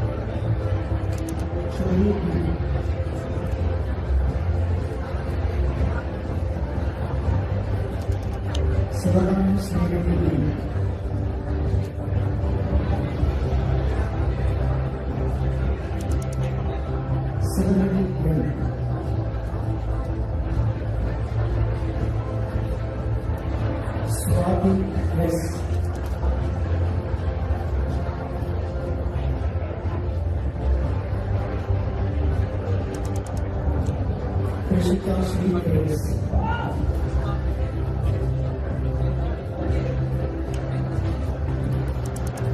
Vaidehi Sri Prema.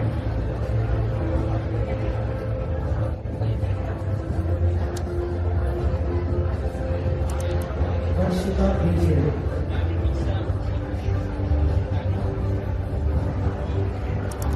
Harini P.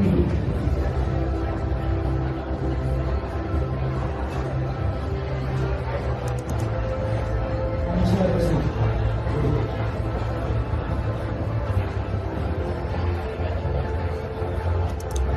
Jai Chitra R.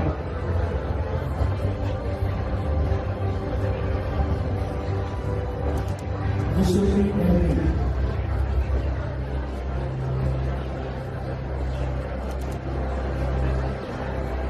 Prisha R. I also present Jai Hind. Thank you. absentia 10 candidates who have been selected after examination will be duly qualified to receive the degree of Bachelor of Science in Psychology of Organizations. Mr. Chairman, I, Dr. Yuri, present to you the candidates in person, the Department of Visual Communication, who have been certified after examining the degree qualified to receive the degree of Bachelor of Science in Visual Communication in the year of Columbia University. There are 6 years ranks, 30 first class and 20 first class. It feels very nostalgic to enter the campus again as a graduate, and my heart only thrives to start.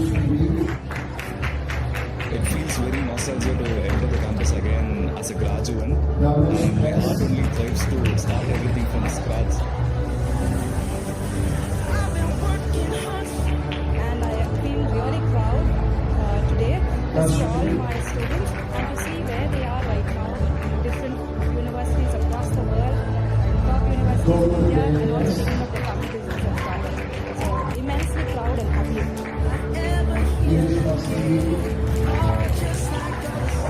It's like back to the campus on day one, and that's very nice. And being graduated now feels like so unreal and very happy at this moment, and I'm so excited to be here and getting graduated.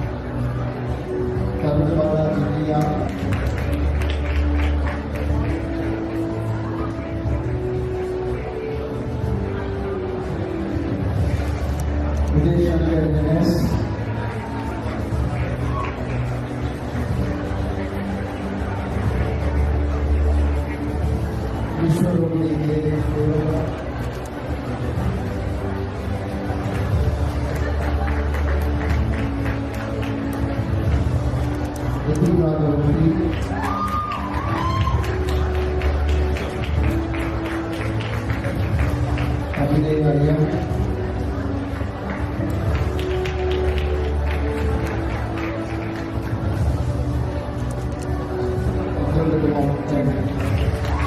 I also present to you license card, 5 candidates for 2025 and the examination to be qualified to receive the degree of Master of Science in Visual Communication, left of the year of Parallel University.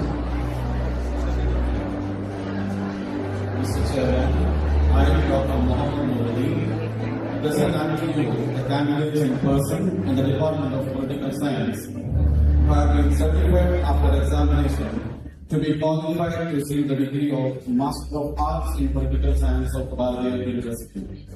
There are 1 university ranks, 4 first class with distinction. Melanie Young.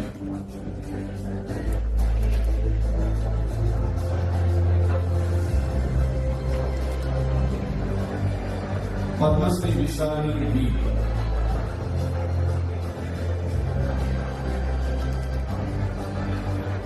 Pradiksha B. I also present unto you in absentia 2 candidates who have been certified after examination to be duly qualified to receive the degree of Master of Arts in Political Science of Bardhavan University. Mr. Chairman, I, Dr. J.A. Santosh, present unto you the candidates in person in the Department of Social Work who have been certified after examination to be duly qualified to receive the degree of Master of Social Work of Bardhavan University. There are 1 university rank, 8 first class with distinction and 13 first class.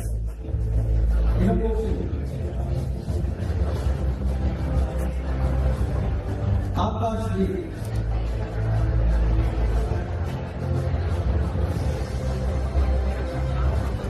Akilana.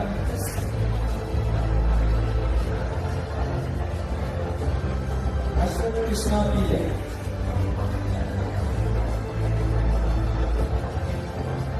Divya K.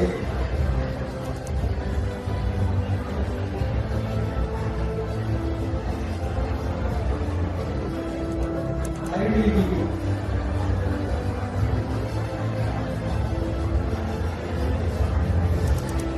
Aishwarya Kamaria.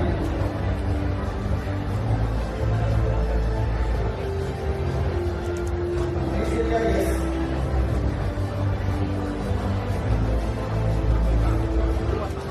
Madhumika Devi.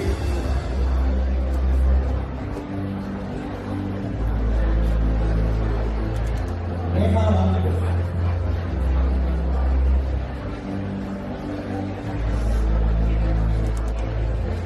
Kataya R.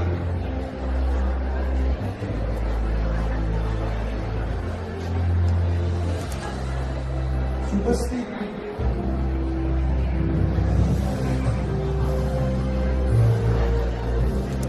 Soumya S.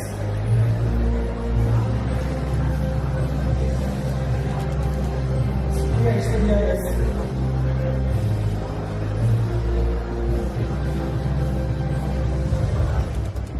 Steve Vinod.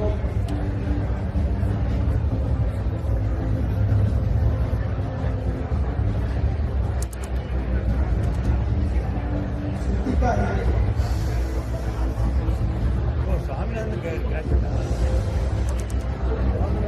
Shweta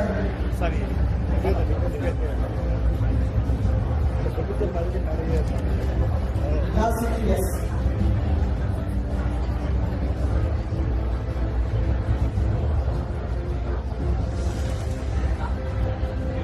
Abhika S.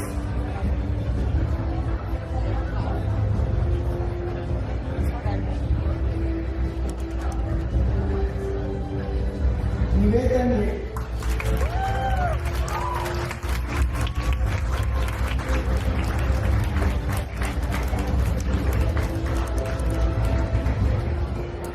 I also present unto you in absentia 4 candidates who have been certified after examination to be duly qualified to receive the degree of Master of Social Work of Bardhavan University.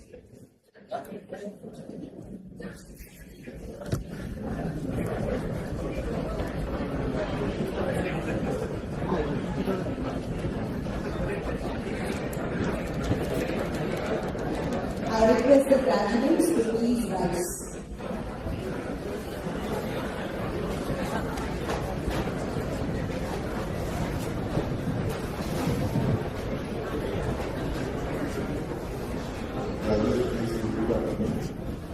We shall endow word indeed, ever endeavor to be scrupulously honest in the discharge of our duties. In our profession and shall uphold the dignity and integrity of our profession. And the honor of our college and university. We shall uphold and advance social order and the well-being of our fellow workers. And shall devote all our energy to promote unity, integrity and sexual well-being of our country.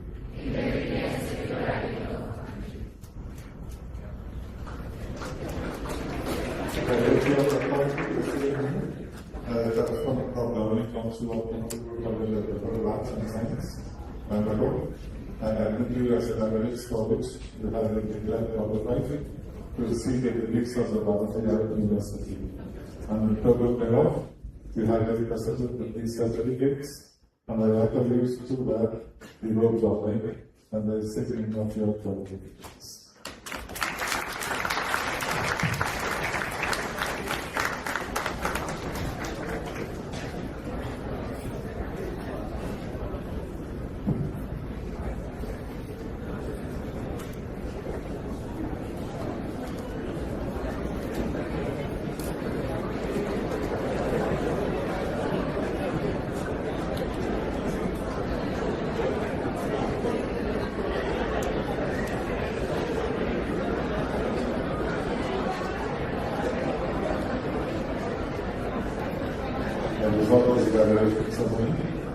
Request everyone to please rise.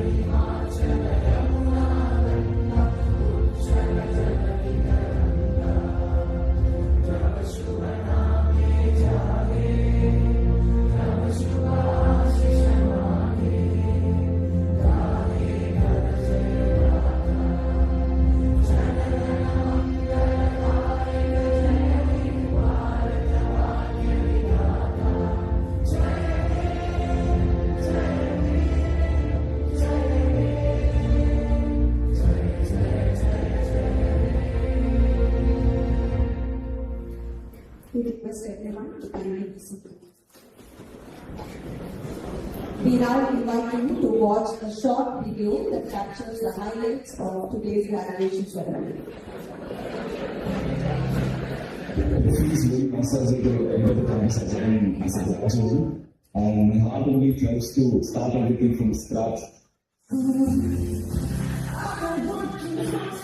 And I feel really proud today to see and to see where they are right now in different universities across the world, in top universities in India, and also taking up the faculties of startups. So immensely proud and happy.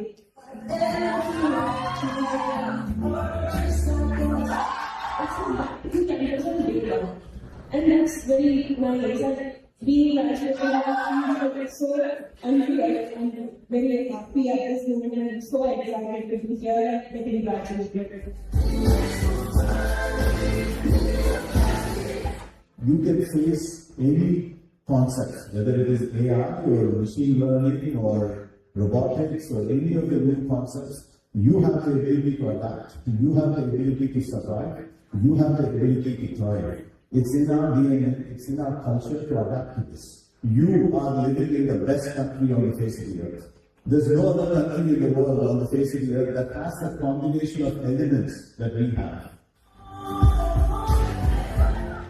I have seen many students graduate from all the liberal arts and science, and and they are entering the professional career, and some of them are becoming entrepreneurs, some of them are in job, some of them are going to higher studies in India and in abroad.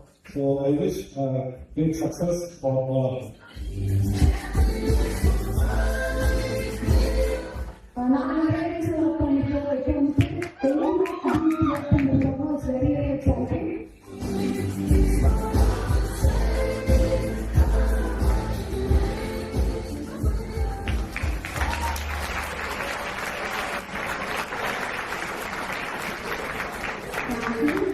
May we request everyone to please rise as the academic procession starts to receive the auditorium.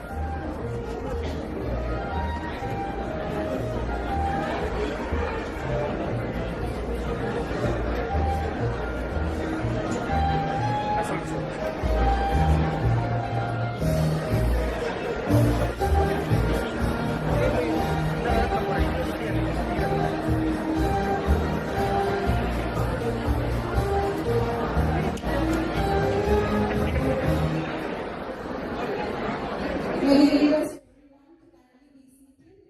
We have a few announcements. Please be seated. We request the graduates, parents and guests to be kindly seated. We have a few announcements. But before the announcements, let us take a moment to congratulate each and every one of you who has scripted the history of graduating as the 5th batch from Community College of Liberal Arts and Sciences. A big round of applause acknowledging your academic success.